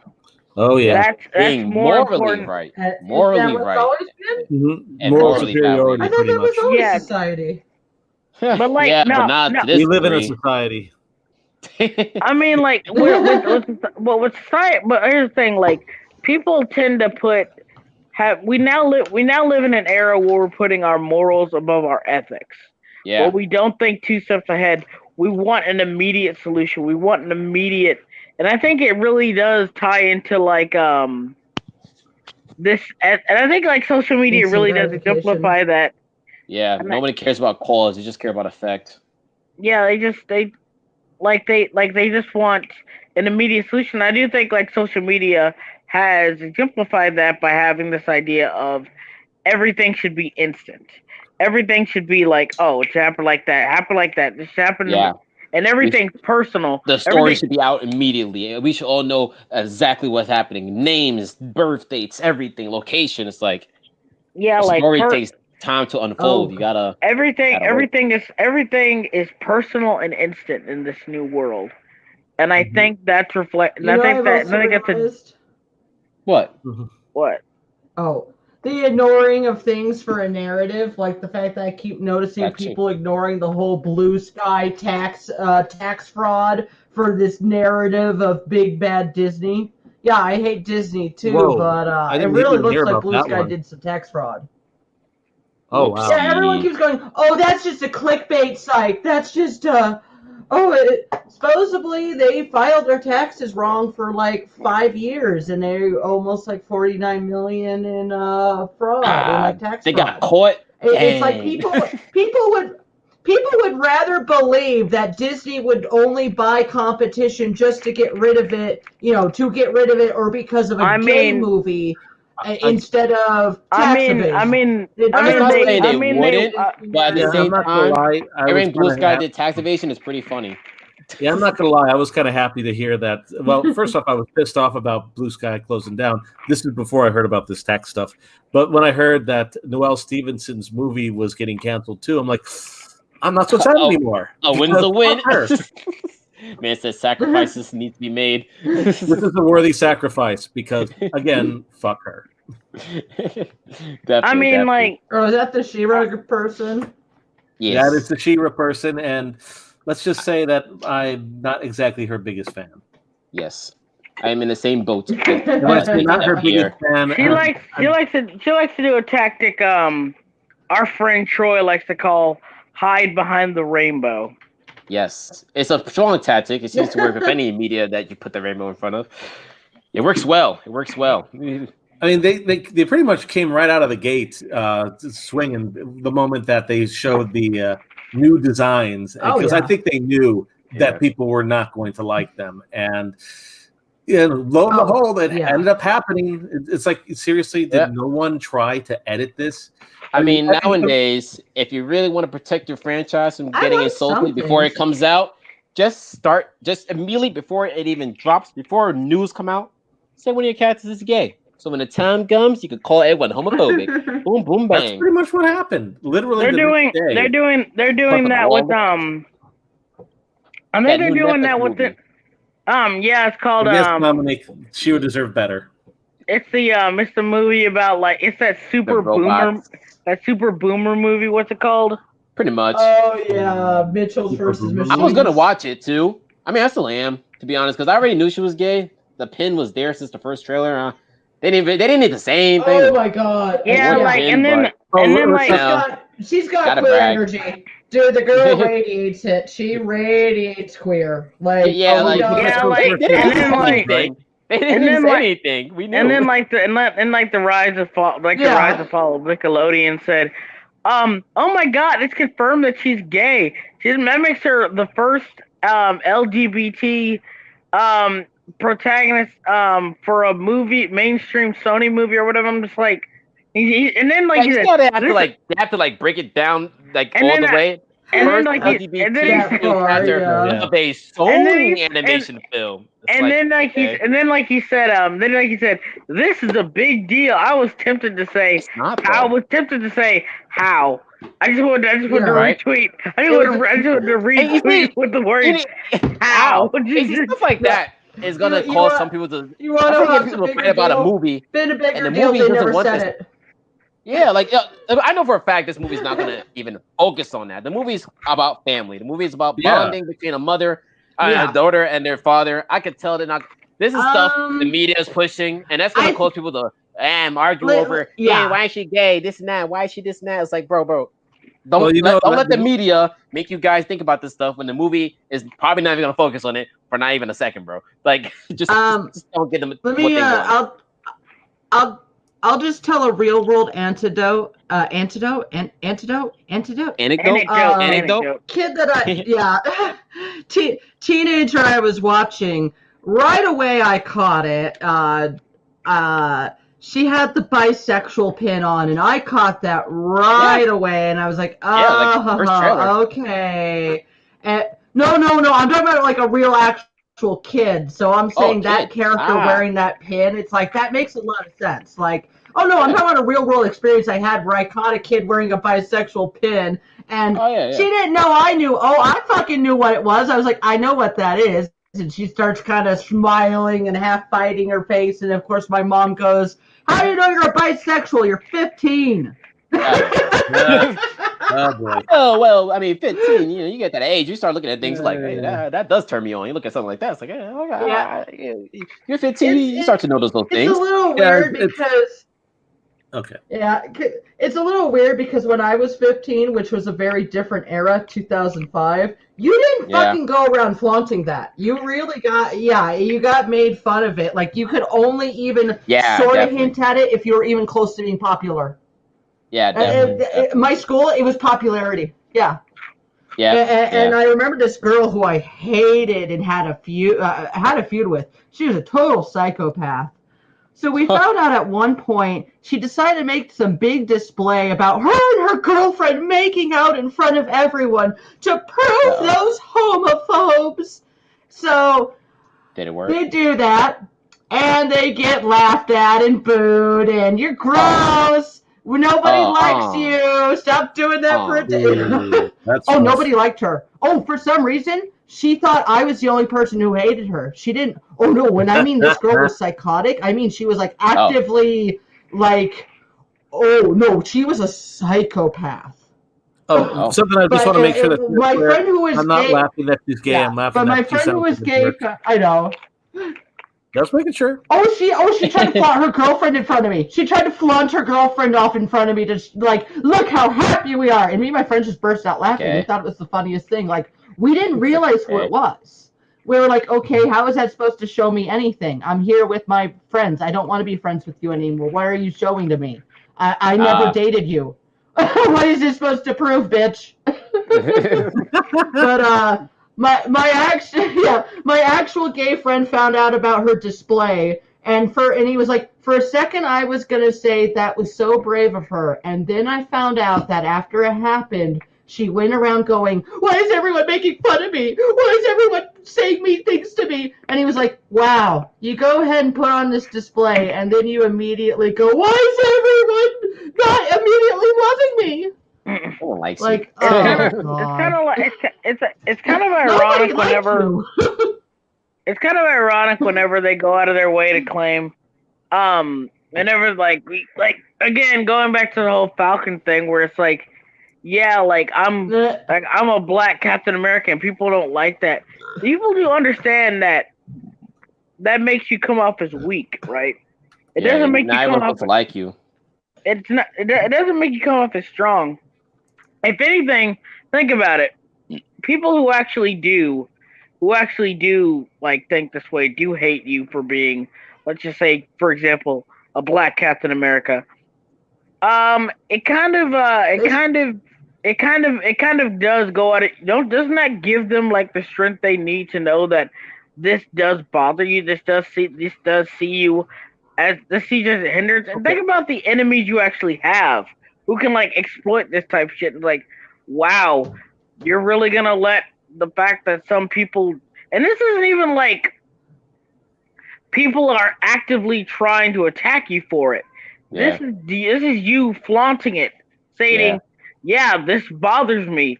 It's like giving trolls your address. You're asking for people to bring this up. You're trying to make an issue out of a non-issue.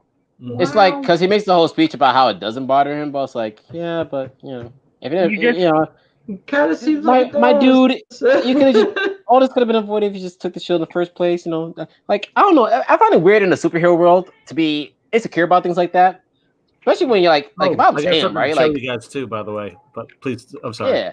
Yeah, like you fight. I fought the forces of evil. I fought magic people already. I fought against Hydra and stuff. I don't think racism is gonna bother me at all compared to the stuff I've dealt with in the past. It never would have been a thing. Guys, what is this?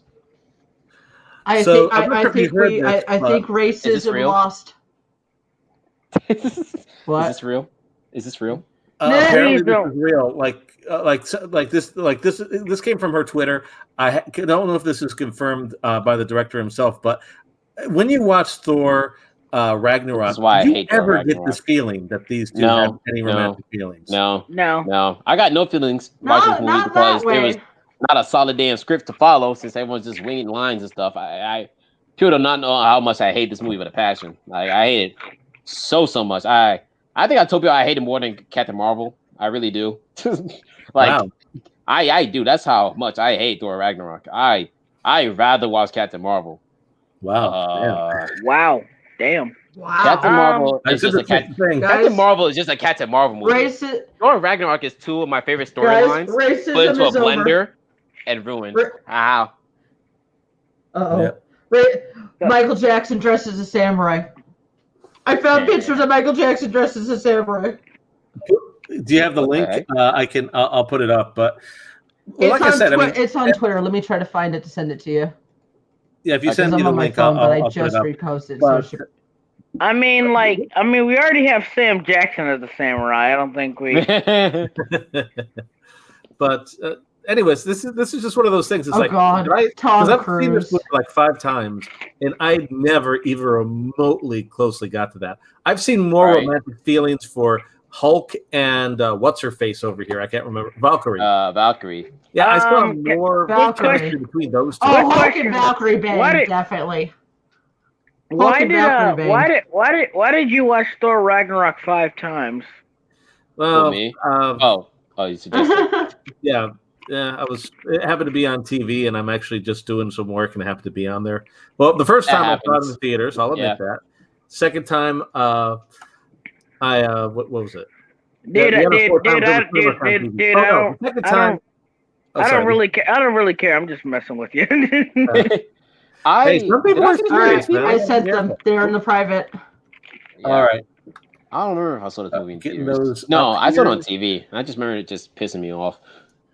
But I'll put those up in one moment. Oh, I guess I'm just thinking, literally anyone, get the feeling about this? I mean, it's possible. I mean, no. The director is a little bit on the weird side sometimes. Yeah, Taika is weird. Taika Waititi is a weird dude. Yeah, so maybe he snuck that in, and maybe I didn't notice. But as I said before, I felt there was more romantic chemistry between Hulk and Valkyrie than Hulk and Thor. I mean, that just didn't feel like a thing, and especially it was more confirmed.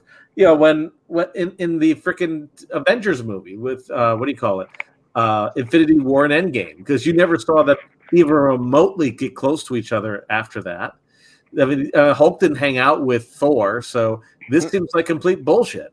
Complete BS. Also, it doesn't make much sense because that doesn't make much sense because I think they've confirmed that Valkyrie's gay. Yes. Yeah. As you can see, her Twitter handle is Women Love Women. Yeah, and that's fine if she's gay. Yeah, she keeps pushing more that she's gayer and gayer. This is why you guys. Oh, wow! Are you seeing my Twitter? With their male friends that's not my Twitter. We can see your ain't messages, never afraid. though. Ain't never afraid. Michael Jackson and the Samurai. Never afraid to show affection in public with the male bros. Kiss your homies goodnight. That's the message of the day. Homies over hoes. Homies over hoes. I forgot we didn't do any D&D talk. Damn. I forgot to send you. I'm actually drawing the Orc Casino. So, anyways, so two very weird things that we just talked about. The whole thing with this and Michael Jackson and Samurai Armor. Hell yeah, Michael Jackson and Samurai Armor. Don't get me wrong, I'm good with it. But it's just like, wow. Yeah. I'm not gonna lie, they look good in that armor still. That looked cool. The armor stuff, the armor did look cool. Sauron said, "This is why guys are afraid to show affection with their male friends in public." Not me. Yeah, I guess I kind of see that. I mean, not me. Kiss your homies in public. Let me stop. I do actually. Kiss your homies. Dude, I come from Guatemala. Well, I don't come from Guatemala, but I have Guatemalan relatives, and we hug and kiss. Hug and kiss. When it's your relative, that's different, though. Would you kiss your homie on the cheek? No, hug and kiss your homies. Hug and kiss your homies. Hug and kiss your homies, everyone. Hug and kiss your homies, everyone. Tuck your homies goodnight. Tell them you love them. Read them a bedtime story. No. You only suck your homie for his birthday. You only suck homies on birthdays. There you go. They just tuck him in. Happy birthday, bro. And you just turn the lights. I'll be like, the fuck? I literally feel like this could be a page for a ninja comic. I feel like this could be a ninja comic page. Tuck your homies in. Right? Just. I'm going to have heartburn tonight. Oof. Ooh, do we need a fifth member? Sauron asked if we need a fifth member. We always could use a fifth member, but that's up to. It's because I mentioned the D&D. It's probably because I mentioned D&D. Yeah, someone's been here, dude. Like he's been kind of like in the chat. Yes. Sure, no problem. I just saw this on Discord. My bad, dude. I didn't mean to ignore you. Yeah, that's what they all say. I'm not gonna be on too long. Yeah, I gotta actually tuck in my actual homie goodnight. So, Sauron, I can get you in real quick, but we might stay on for like. What guys want to do like another 15, 20 minutes? Sure, I'm good with that. You guys can have fun with that. I can definitely do another 30 at least, or at most. I can do 30 at most. Because what is it? I'm gonna have 23 here. Then I will have my early departure. Okay. Bad. Good to see you. As always. Early departure. Same. It's good to see you guys. Tucks and kisses. Nice to see you, man. Public did affection. I give you a hug? What? And I even get punched in the face. I don't understand. Okay. Hug the homie. I am out. See you later, buddy. Hug your homie. See you, man. Good night. Hey, I give Soggy a hug. Well, a virtual hug. Yeah, virtual hugs. Yeah. Yes. Yeah, because this has been a shit fucking week, and my attitude's still been even weirder. I still have commissions that I'm working on, but I'm just so burnt out as an artist, and I'm just done. Yeah. Sorry to hear that. I'm trying to. I'm trying to finish drawing all the MK9 girls while the momentum for Mortal Kombat's a thing. Hey, I already got Sonya Blade and I got Katana. Nice. I think you actually saw one. Let's see. Oh, I think I did. Yes, I think I did. I think I did one of them. Slim, I'm gonna send you a piece of art that I did today. This is actually it's not done. I gotta add more to it. You guys can add more to it, but this is just a base idea for the Orc Casino. Ooh. And Tara, good to see you, man. What's up? Let me see here. Are you saying it? Okay. I'm just gonna pop I sent it to Twitter. It's got kind of like a Mayan vibe, I guess. Yeah, it does. I was recently in Vegas. Yeah, I was thinking of the Luxor actually. I was thinking of pyramids. I'm gonna add on some scripts like the Fremont experience. Let me see here. I'm almost to 1,000 followers on Twitter. Hey, congratulations! Holy shit! Nice. Yeah. I mean, I know Twitter's just a big popularity contest, but it's cool. This is like the first account that I'll have that'll reach that because I've come close on 2 different accounts, but yeah, this is the first Not time I the might same. actually get to it. I really like.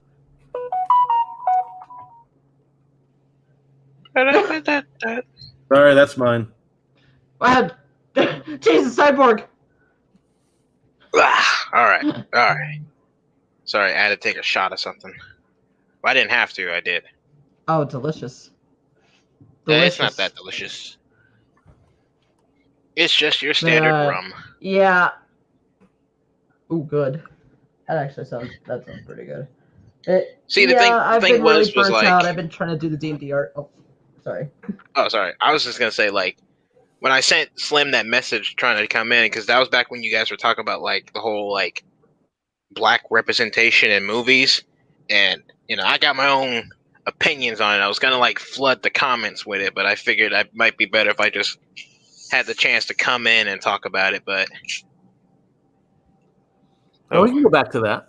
I'm sorry. I mean, I don't want to go back to the negative, but I'll keep it kind of light. Let's think of a positive one. Well, I'll think I can make it kind of people under the lighthearted. stairs. Well, I was gonna say, like, I miss the days where like black people could be more than just oppressed. Like, give me black guys hunting vampires, killing gods, fighting dragons, being like literal gods. Like, give me that shit. Don't give me all this modern day like, oh my god, is he gonna get shot by the cops? Man, fuck that. Make his top fear being, is he gonna be able to kill this dragon before it destroys a village or some shit like that? I pay top dollar to see him as the Dragon Slayer. Well, what about that Netflix movie Slayer? that's coming out where there's like a black samurai, a genuine black samurai? Yeah, because that's a real thing. Afro Samurai is loosely based on. But the story behind it is not as like. I wonder how they're going to do that, because apparently, like, the story behind it is not that exciting. It's essentially like a black slave came to Japan, and the Japanese samurai were like, "This guy's too tall and too big to not be a warrior," and they kind of made him. It wasn't just that. Well, yeah, he was actually trained. Like he wasn't like. Yeah, he was still trained. Like, he was a trained samurai. But it wasn't like he was homies with Oda Nobunaga. Mm-hmm. He became besties with him. He was there when he died. Oda thought he died. Oda thought he painted himself. So he literally, the first time he met him, he ordered him to strip naked and for his servants to try to wash him clean. And then Oda started laughing because he realized, holy shit, I fucked up. Like, it's funny because like a lot of people say like, oh, that's so. People would say like, "Oh, that's so racist." Like, no, because there's always a point in time where there's a point in every culture's history where they met someone who didn't look like them and they didn't know what that meant. Yeah, people thought he was good luck because Buddha statues were black. They thought he was like a big living Buddha statue, and like buildings toppled over with people trying to get a look at him. Like he was like a celebrity. Like, there's an interesting angle that you could have to it. Like, just everyone was just interested in him. And we know Oda died, and he tried to hand the sword, and the guy laughed in his face. Like, the enemy was also a big fucking racist, and he was like, you don't fucking know shit. Go home! And then history doesn't know anything about him after he left Japan. After they told him to just leave. Oh, God, my foot hurts. But yeah, he was like a big, giant, fucking Beatles-style superstar in Japan. But yeah, like, in general, though, like, I like the movies for me where it's like when they have the black lead and it's like them being black is not the focus. Like, Blade, even the less good Blades. Dude, I'm telling you this right now. A lot of modern movies really did just ignore like decades upon decades upon decades of actual genuine black actors, black stories, so much black, so many like affluent black things going on. Like for instance, they keep saying, well, black representation, black representation. You do know there was an era. You do know there was an era. You do know some of the most popular sitcoms in American history were starred black people. Yeah. The Jeffersons, Good Times, Everybody Hates Chris, Bernie Mac show. Oh my God, I love the Bernie Mac show. What God else? rest his soul. And of course, what was one of the biggest show? What were two of the biggest sitcoms in the 90s? What is All My Children, right? Moesha and Sister. Family Matters. Family Matters, and Fresh Prince of Bel-Air. Yep. Oh God. All My Children. Oh yeah. I said that. Like those are two. Those are There's two. also Like, Living Single. Yeah, Living Single. Living Single was better than Friends. Yeah, Friends too. Yeah, like people said, like, yeah, Friends is the white versions of Living Single, and it's kind of true. What's funny is that like a lot of people seem to ignore this, but like that late '90s, early 2000s was probably the closest we got to just no one giving a shit about race. No one giving an absolute. Yeah, like this whole, like it's weird how this whole thing on quote unquote representation started around the same time we started seeing a bunch of it's basically bringing up a problem that already healed itself. Yeah, you guys aren't talking enough about it. It's like, why were we talking about it? We kind of moved past that. No, you ain't talking about it enough. Like, no, we've moved on. There's other problems to deal with. Like when I see like the animation community say, oh well, now we got more black characters, and I'm just like, okay, who was okay? Let me give you an example. Almost every other character in the 90s, in animation, the black character was usually the coolest.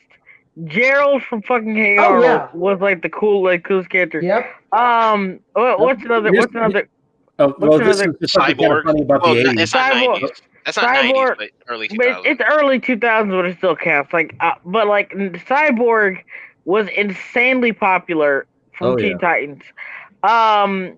Number 5 from Kids Next Door. Oh my God! Yeah, I was just thinking. I couldn't think of her name. Yep. Let me put something in perspective. Number 5 went from being, let's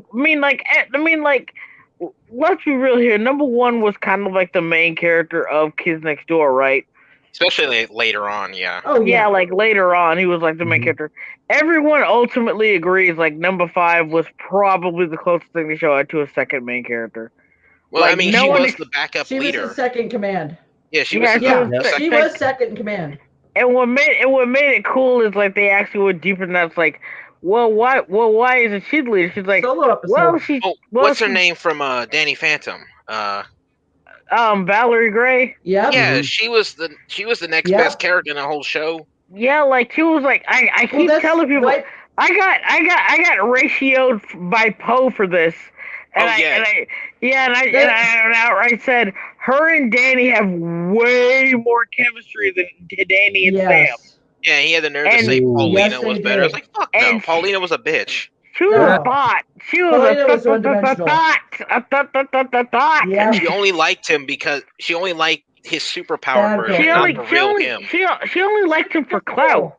She liked him for clout. She liked Invisible. Exactly. She liked the superhero, not him. It's like the worst version of Black Cat, where she doesn't give a shit about Peter Parker. She only likes Spider-Man. But then when she never finds out. But like in my case, like if Paulina found out, you would know she would still prefer Invisible or Danny Phantom. It's not like she doesn't give a shit about the real version of him. Here's the thing though. If I was Danny and she was like into my alter ego, I would tap that at least once. Just once. I would tap that once as Invisible. And then ghost her. And then Like I remember like Tucker. I remember this one joke.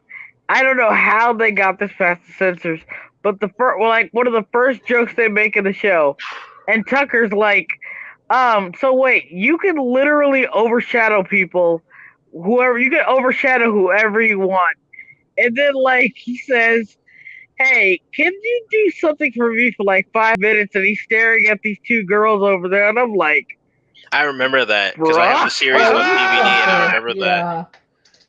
Tucker was such a perv.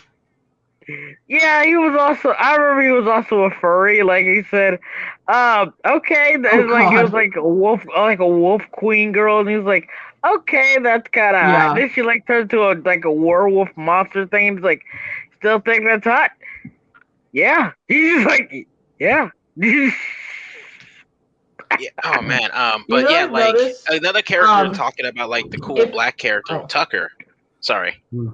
And Tucker He's was the nerd. I was gonna say the second. But the thing was, he was unapologetic about it. Like he was just himself. Oh yeah.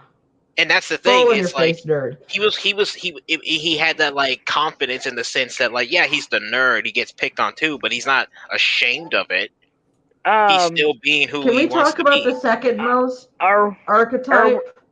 Okay. After the cool black kid, we have the nerdy black kid.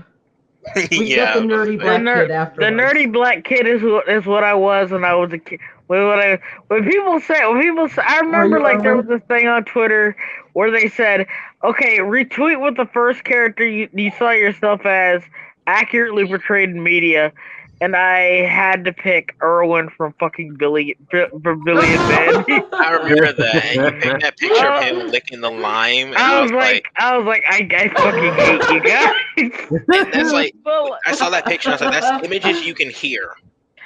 But you know the funny thing, Erwin's also another example because Erwin was so popular, he almost got his own spinoff. He almost got his own spinoff series. Yeah. With Underfist, which was so awesome.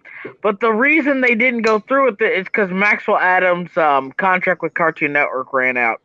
So even though he had all these ideas for a show, like it had nothing. It had nothing. Like people tried to make it like a whole controversy. Like, oh well, he just well, there was a lot of bullshit going on. No, the simple reason is Maxwell Adams' contract with Cartoon Network ran out, and I don't think he wanted to renew it, or he didn't feel like it. Plus, like a lot of his writers were moving on to new projects. Like at this time, C.H. Greenblatt was actually working on Chowder, and in the and also like a little Easter egg in Underfist is there's like a little parade, and you see a bunch of balloons, and one of the balloons is Chowder before it even aired on Cartoon Network. So it was like a little balloon of Chowder. Like C.H. Greenblatt was like a big writer on there. Can I say I love C.H. Greenblatt? I really do. I love his like style of humor because he worked on Rocko's Modern Life. He worked on the original SpongeBob, and he worked on Grow Invincibly and Mandy before he went on to make Chowder and Harvey Beaks, which is also a really funny and wholesome show. Go watch it. That's actually a show Nickelodeon did actually fucking screw over. Because he didn't even find out it was canceled till after he heard about it on Twitter. Oh God. Yeah. So she got the Gina Carano treatment. Yep. But there was another creator. Static Shock. Oh my God, I love that show. Yeah, Static Shock is also a black nerd. Yeah, unapologetic. Unapologetically black nerd. He was great. The thing was, he was that line of like black nerd, but he was still like cool. And it wasn't even just the superhero aspect of it. He was still just like, you could tell like he was just getting picked on by haters. Yeah, like yeah, like it was mostly Dwayne McDuffie's awesome writing. Dwayne McDuffie, rest in peace, like an absolute goat. He's like one of my biggest inspirations as a writer. I love Dwayne McDuffie not because he was a black writer because he was a good writer. You know what I mean? Yeah, because I even bought that first. I found it on eBay, the first Static Shock issue 1, because I wanted to get it after seeing the abysmal reboot Static. Oh my god, that thing was terrible. Oh. Yeah, but it's like I want to talk now. I don't know from now for the next 10 minutes.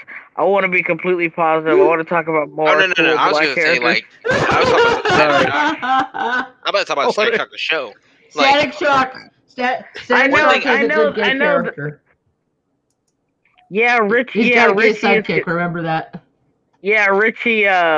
Richie is confirmed to be deep in the closet. Apparently, I was gonna say the episode where Richie's dad, he's being racist. It's like that's probably one of the most. I won't say accurate.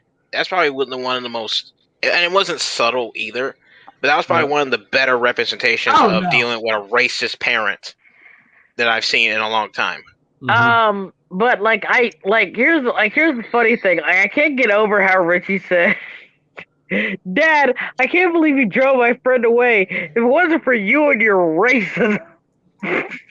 Yeah, it does get egregious towards the end. But to me, that was more like they had a time constraint with the episode, so it's like not to mention Dwayne, Duffy did have to dumb it down. I'm not gonna say dumb it down, but he did kind of have to boulderize it for kids. Yeah, because it was a younger audience. In the comic, he was a bit he could do a lot more in the comic, but in the show, he did kind of have to boulderize a lot of it. He really did.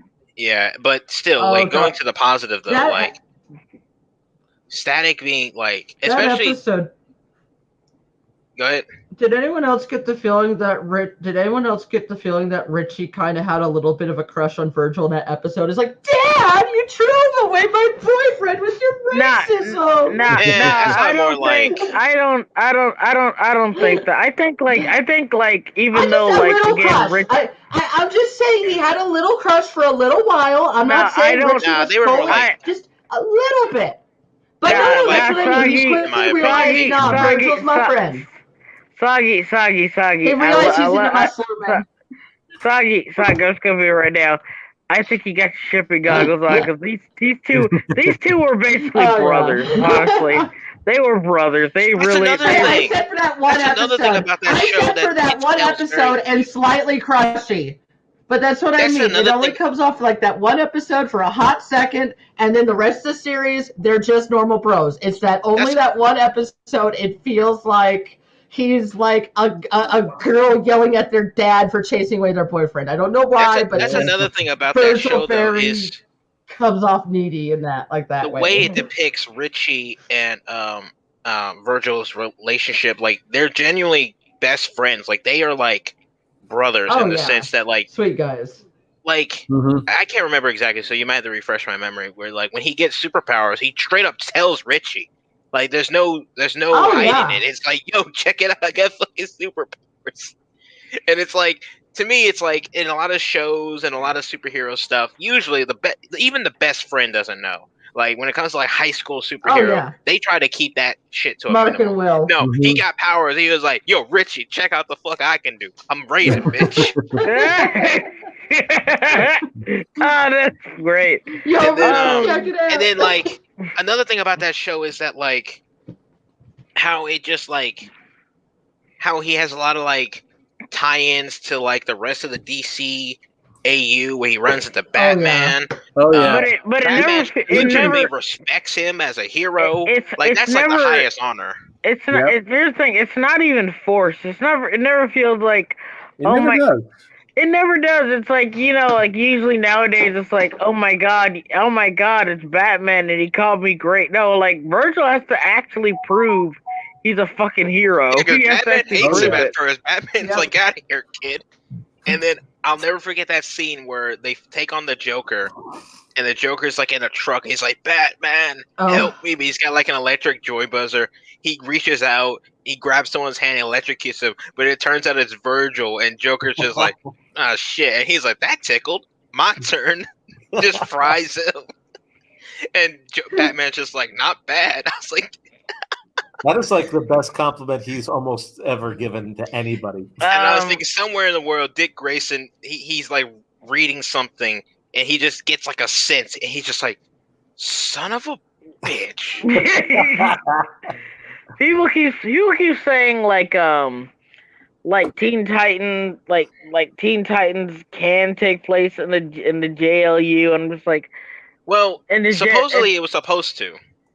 Apparently, here's the thing. Apparently, like they say it's because like Dick Grayson doesn't return.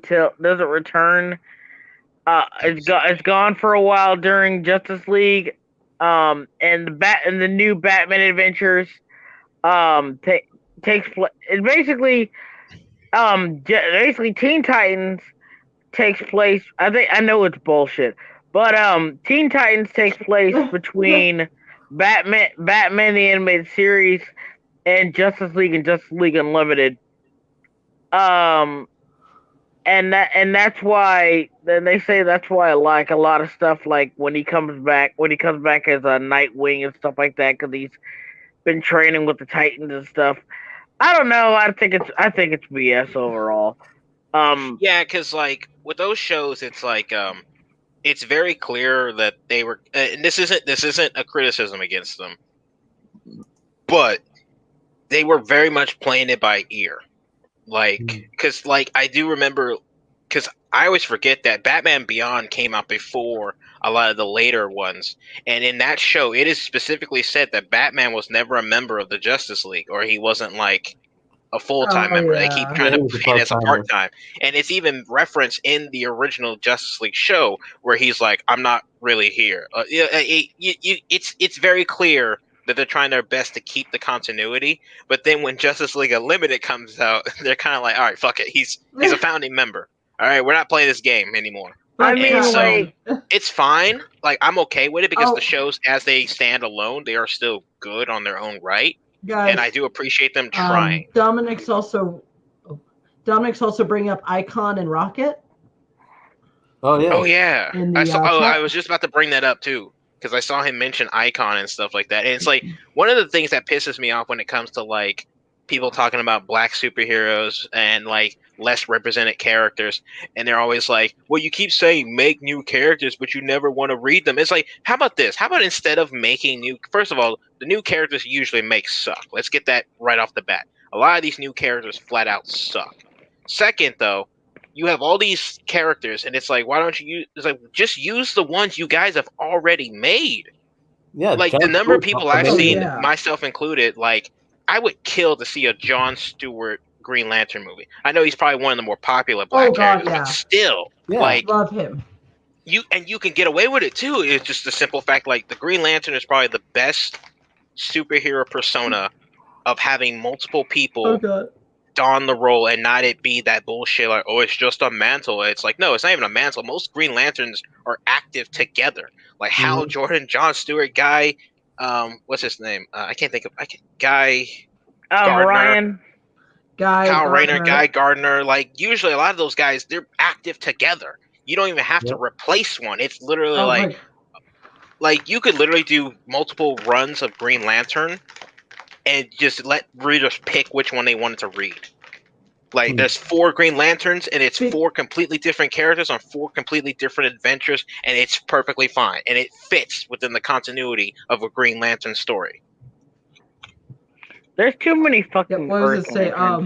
Yeah, that was the other thing I was gonna say. So, well, here's one thing that I always think is interesting, and this is a little interesting thing I want everyone to try.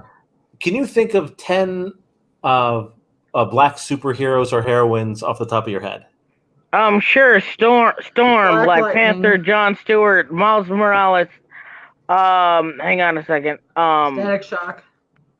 Static Shock. Thank you. Icon, Spawn. Iron Patriot. Black Lightning. Luke Cage. Oh, War Machine. War Machine.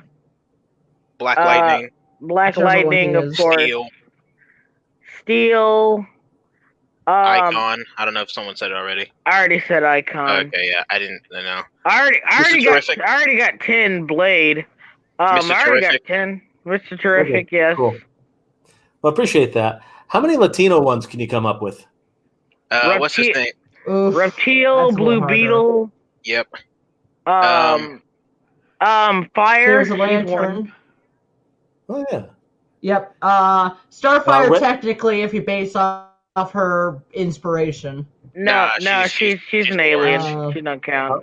But like like- fire, I but said like fire. technically, only her I mean, inspiration. No, that don't count.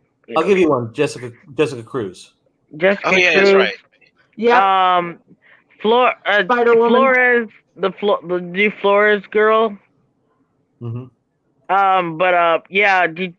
already, okay. We got Fire, Blue Beetle, Reptile, Florida. Yep, I got it. I know he's Flores. a villain, but El Diablo. Don't look on your phone either. You got to I'm take them not. off I'm the literally head. thinking yeah. off the top of my head. Well, yeah. Well, he was Did we in mention the Suicide lantern Squad, from so- Superhero Girls? Yeah, Jessica Cruz. Yeah, Yeah, just Okay. Cruiser Center. Spider-Woman. Wait, which one? Spider Woman. Spider-Woman. Oh, She's Latin. Spider-Man 2099. He's Hispanic. Oh yeah. Oh, really? Yep. Oh, Yeah, Yes, Miguel. Yeah, he's Hispanic. Miguel. I can't think of his last name. Yeah, he's Hispanic. What else? Fuck. yeah. This is where people tend to get a little bit. People start to. Miles Morales. Remember, he's half Hispanic. Yeah, he's half Hispanic. See, the thing though is I that can't believe it took all those other people before we remembered. Oh yeah, Miles Morales. But what's funny about a lot of these characters, I looked this up one time, is that a lot of these characters exist. It's just they don't give them any attention, and that's where I'm talking about. It's like instead of making a new character, just take the lesser known character and just hype them up. It's the same thing as making a new character, but less work. Yeah, that's one of the reasons why I've always thought that. Basically trying to just race swap a character is the most creative bankruptcy we have. And it's easy. Honestly, it's something literally anyone can do, and it takes no effort. Like, give me a character. Say any random character. Okay, it's Superman. All right, he's gay now. Yep, because of course. There you go. That's literally all there is to it. He's gay now. Give me another one. Hey, I was gonna write that. Oh, sorry. Okay. Oh, here's an interesting one. Invincible. Invincible? All right. He is now. Dumber than ever. How about this? Really he is now Japanese. I think he's already. I think they already made him like half Asian. Yeah, he's half Asian. Yeah, he's half Asian and half alien. No, I'm talking full Japanese now. So now he has no superpowers. I'm surprised you did. I'm surprised you guys aren't going to say Mark's transgender. That Mark's actually born a girl. I was gonna get to that one, but yeah, there's a whole arc in Invincible where he has to deal with multiple universe versions of himself, and like one of the multiple universe versions becomes a mainstay of the Invincible series, and it's literally a black version of himself called like Bulletproof. Yeah, neat.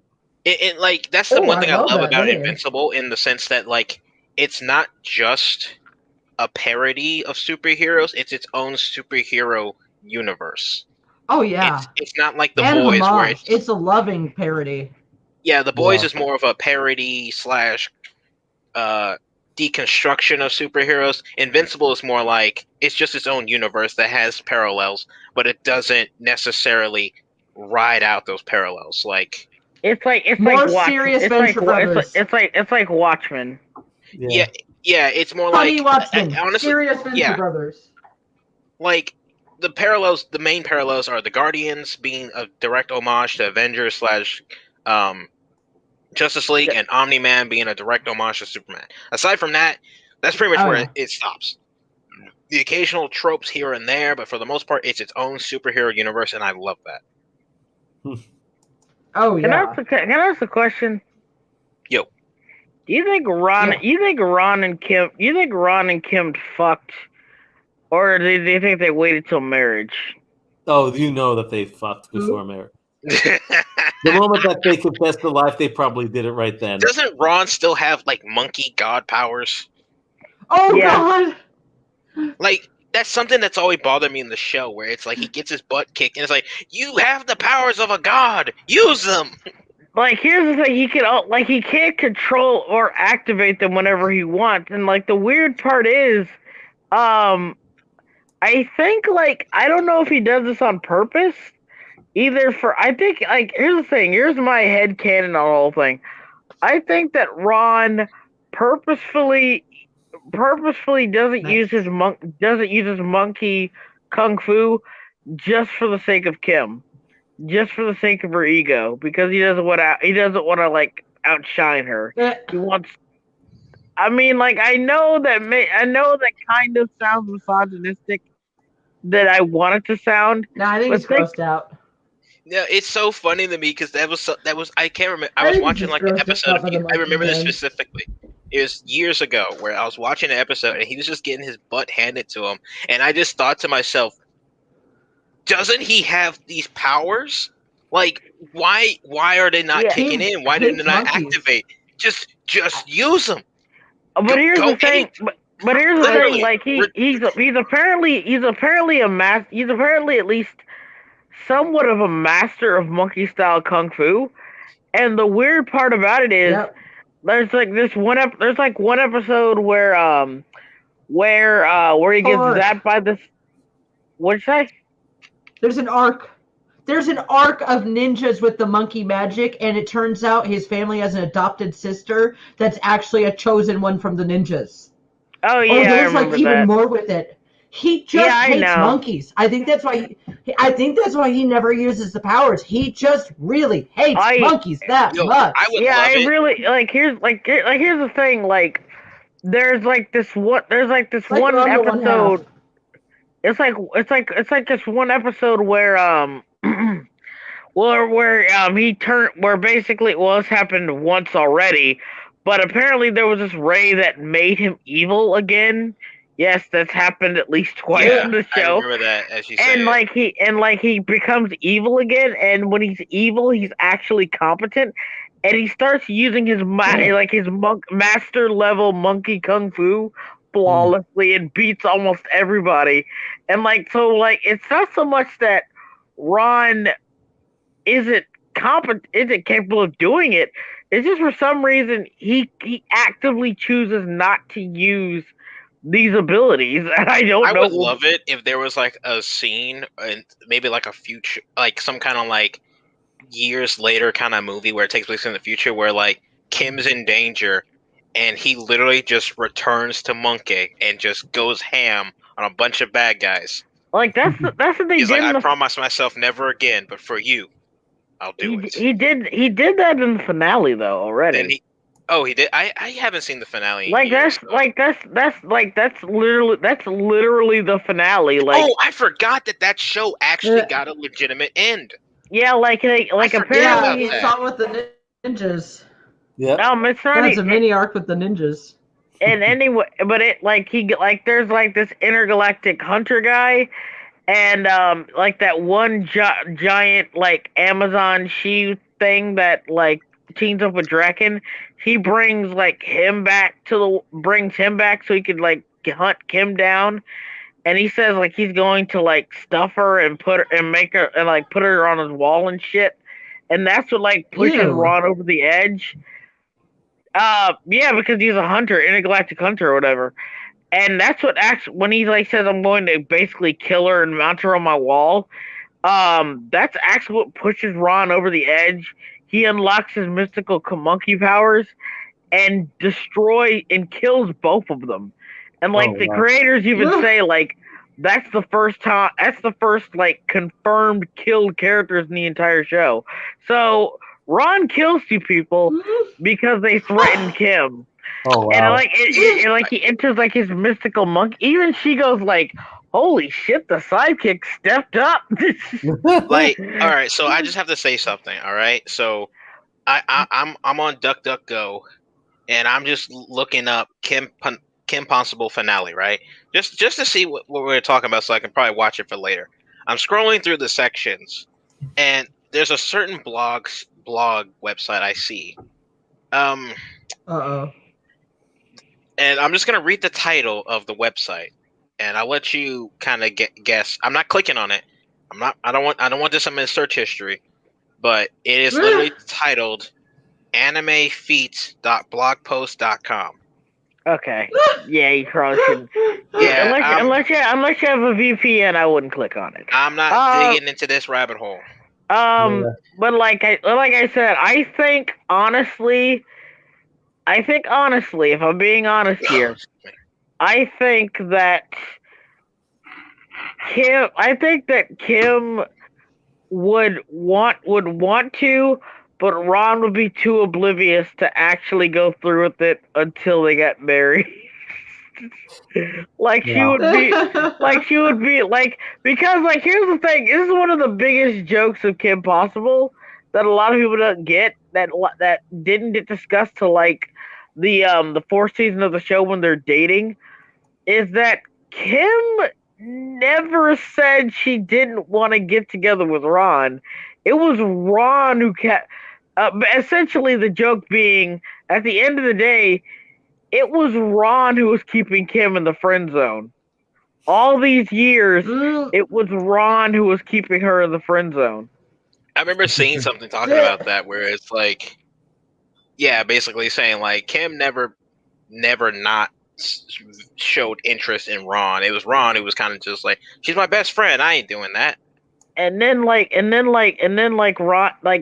look, if you go over the entire show, anytime someone implied anything with Kim and Ron would just kind of freak out and no, me and Kim aren't really like that. Oh my god, I can see that now where it's secretly Kim's oh my god, he's gonna ask me out, and then someone's oh, you guys make such a cute couple, and Ron's what? No way, and Kim's dying inside, no. She's not even really dying inside. She's I remember one episode where they thought Kim was where she thought where he was I can't ask her out with you around. She think we're dating, and then then Kim just had a smug smile on her face, and it was what? And it was nothing. That she never said she wasn't interested. She was just waiting for Ron to make the first move. And all these years, he was so insecure about actually doing it because it wasn't just that, I don't want to ruin the relationship. I think Ron genuinely felt insecure about asking her. His best friend is literally a super spy. Yeah, he would he literally just comes on missions because to this day it's I struggle to how did she not only convince him, but aside from being best friends, what makes her think he's the first mission that he came along? What made her think, hey, Ron, you seem like a guy who could help me out with this crazy world-ending plot. Why don't you back me up? To be fair, Ron isn't useless. He's not useless, but I'm saying that first initial mission, what in her right mind said, I need backup. Who should I ask? Ron. Ron is her best friend. Yeah, but that's good enough. He's But again, he's unstoppable. He never even though he acts cowardly, he never actually backs down when Kim needs her. Oh yeah. And like I said, he's not one of the things I like is he's not a useless bumbling sidekick. Yeah, he's kind of clumsy, but he's not useless. I like that. I like how he's not useless and genuinely helps Kim and finds ways to help her and stuff. Also, he gave us the greatest invention in all. He gave us the greatest invention in all of Hispanic history, the Naco.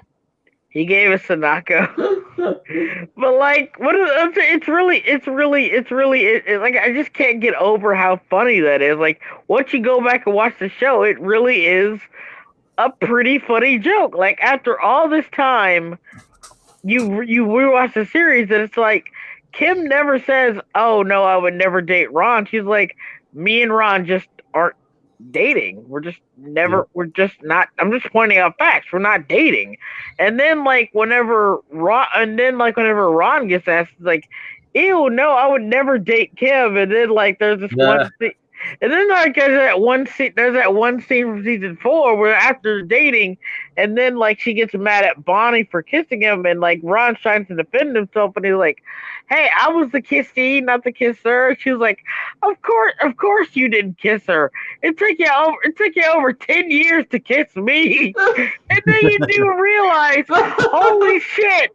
She never said no. She constantly gave Ron the green light. He just never went for it. Isn't there an episode where like one of the guys who she goes on a date with, Kim, he straight up is like, "I thought you and Ron were dating." Like it's like and even in the finale, it's like everyone else was like, "Yeah, these two are like meant to be together." So when they show up at that like prom or dance, and then Bonnie's trying to make fun of them, everyone else is just like, "Finally!" Starts clapping. Like just everyone's like, "Yeah, dude, took you fucking long So enough." like she's trying to be a bully, but everyone else is like, "No, shut the fuck up, bitch. This is what we all been waiting for. Someone just want to bet." I think like here's the thing. I think it's I can't get over this. I think it's a combination of not only do I think Ron would be too oblivious. I think here's how I think it would go down. I think Kim would want it. Kim would definitely fucking want it. And then Ron would be so oblivious to the idea.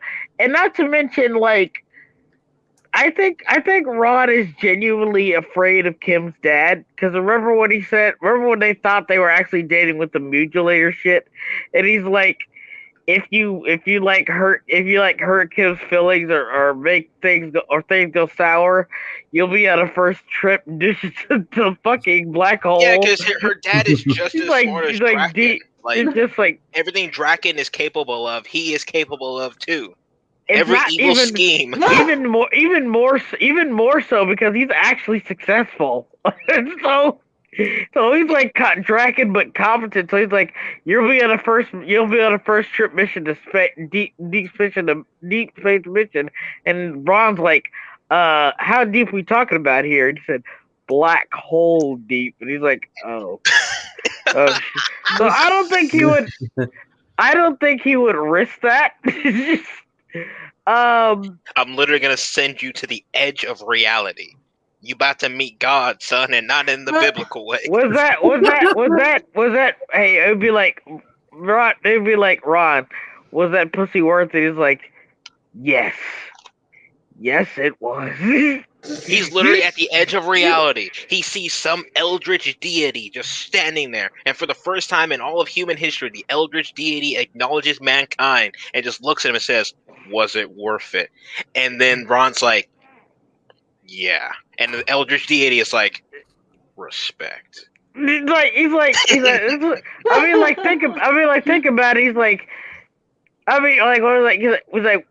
like somebody would just ask, like, what's it like? He's like, you do know Kim is a master gymnast, right? You do know she's a master gymnast, Literal right?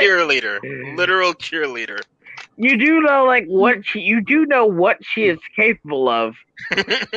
And you do know how much built up stress she has after missions, right? You do know. I feel. It reminds me of have you ever seen those fan comics on Twitter of Ada Wong and Leon Kennedy, where like Ada's trying to be all sexy for him and he's completely oblivious to it, but at the same time it's wholesome that she can't be mad at him. Yep. Oh my, it reminds me of that, where he's just like, but to be fair, Ron is a bit more, he's a bit more like, he realizes what she's doing, but he's trying his best to be a good boy for the Lord and Savior. I mean, like, I don't think Ron would be a good boy for the Lord and Savior because Ron's Jewish. People tend to forget. I completely forget that. So no Savior, just the Lord. Like, I really do forget. Like, it's odd because, like, they made it such a bit, like, I wouldn't say it made such a big deal, but, like, they had, like, a whole episode about it. Ron's Jewish, canonically. He's Jewish. Like heavily Jewish. And, like, that, it's odd that that's a detail. Oh, actually, in that case, then no, he did not wait till marriage. Yep. If he's Jewish, then he did not wait till marriage. Once he had his bar mitzvah, he's a man. Shit. That's when he activated the monkey powers. He's gonna activate the monkey powers and clap them cheeks. He went Super Saiyan 4 and was like, "Its time has come." Come! I am You gonna hear the clap music them for Ultra cheeks. Instinct starting. And Ultra Instinct. He sat there and he looked up at the moon, and Kim's like, "What are you waiting for?" He's like, "Shh, it's happening. I'm returning to monkey." Starts pounding his chest, and he's just—it's literally just. Oh! You think they did it monkey style? He's swinging from a fucking tire. He's on the freaking chandelier. No, the worst part is I just let anyone put their imagination, just see where it goes. Dominic Powell also brings up a really good point. Ron subconsciously also didn't want to become like Monkey Fist, and I guess he represses his power. I guess He's holding himself back. He doesn't want to become what he hates. He's literally Shaggy in that universe. I'm only using 1% of my power. I mean, like, it is funny because like we have seen Kim canonically horny. We have seen her like super horny. When they had the view. When that, not even that, but like the modulator, that wasn't in love. That was horny. Oh yeah, I remember that. She was straight up horny, and like when she came down with the black dress, Ron was like, damn, this is hard. It's gonna be hard. That was the moment Ron was like, Lord, you making this hard. You making this hard, Lord. Just come on, man. You're making this harder than it has to be. Like, he just keeps saying, I'm doing this because I don't want to ruin the friendship. That's the main reason. That's the main reason he keeps telling himself not to go through with it. And he's like, she is not making this easy. He's like, oh my God. She's like that. She was straight up horny. We've seen Kim straight up horny. And we honestly, see how, like, in hindsight, like, Kim and Ron is probably it's probably one of the more well done and wholesome, like relationships in a series, in the sense where it doesn't feel shoehorned. It doesn't feel forced. It's just very natural and very organic. I think like if you did like a top 10 best like animated couples in like all time, they would be in the top 5 easy. And usually I don't like teen couples because they're usually melodramatic and very myopic. You know what I mean? Yeah. Kim and Ron's relationship felt so genuine in that they really are opposites attract in the most realistic way possible, because they actually do work off each other's strengths and weaknesses. Because like in the show, they work when they're just friends for like three seasons, right? What makes them work is like Ron was there to reassure Kim and like be her rock, be there to like be her confidant anytime she needed a shoulder to cry on or someone to talk to, or just vent, because at the end of the day, she's always presented as perfect, or basically she's the amazing Kim Possible to everybody else, but to Ron, she's just and of course she has Monique too, obviously, but like to Ron, he was he was like the person like she could like be her true self around when she needs to be insecure, when she needs to vent, where she needs like I said, shoulder to cry on and stuff. Ron was there and he would be honest with her, but he would also be there to comfort her at the same time. He was a great confidant. And vice versa. Oh yeah. When Ron needed to be better, when Ron needed to better himself, Kim was always there to push him to be better. As like any good friend should.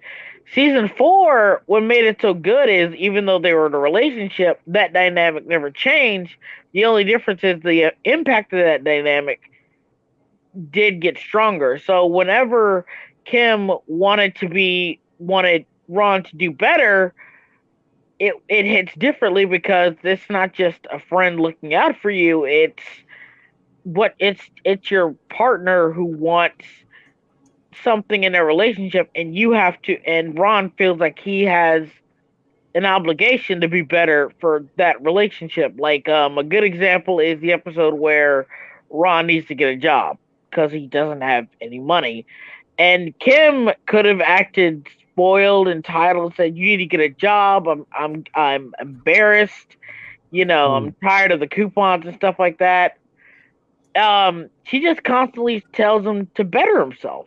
Essentially, like says, "Hey, you'd be better off with a job. You'd be happier with." And that's something you're like, wow. She doesn't like browbeat him or get on him or act entitled or whatever. Like, oh well, I do have a job. You need to have a job, stuff like that. She was like, no, you need to get a job. I can help you look for one. I help you find one.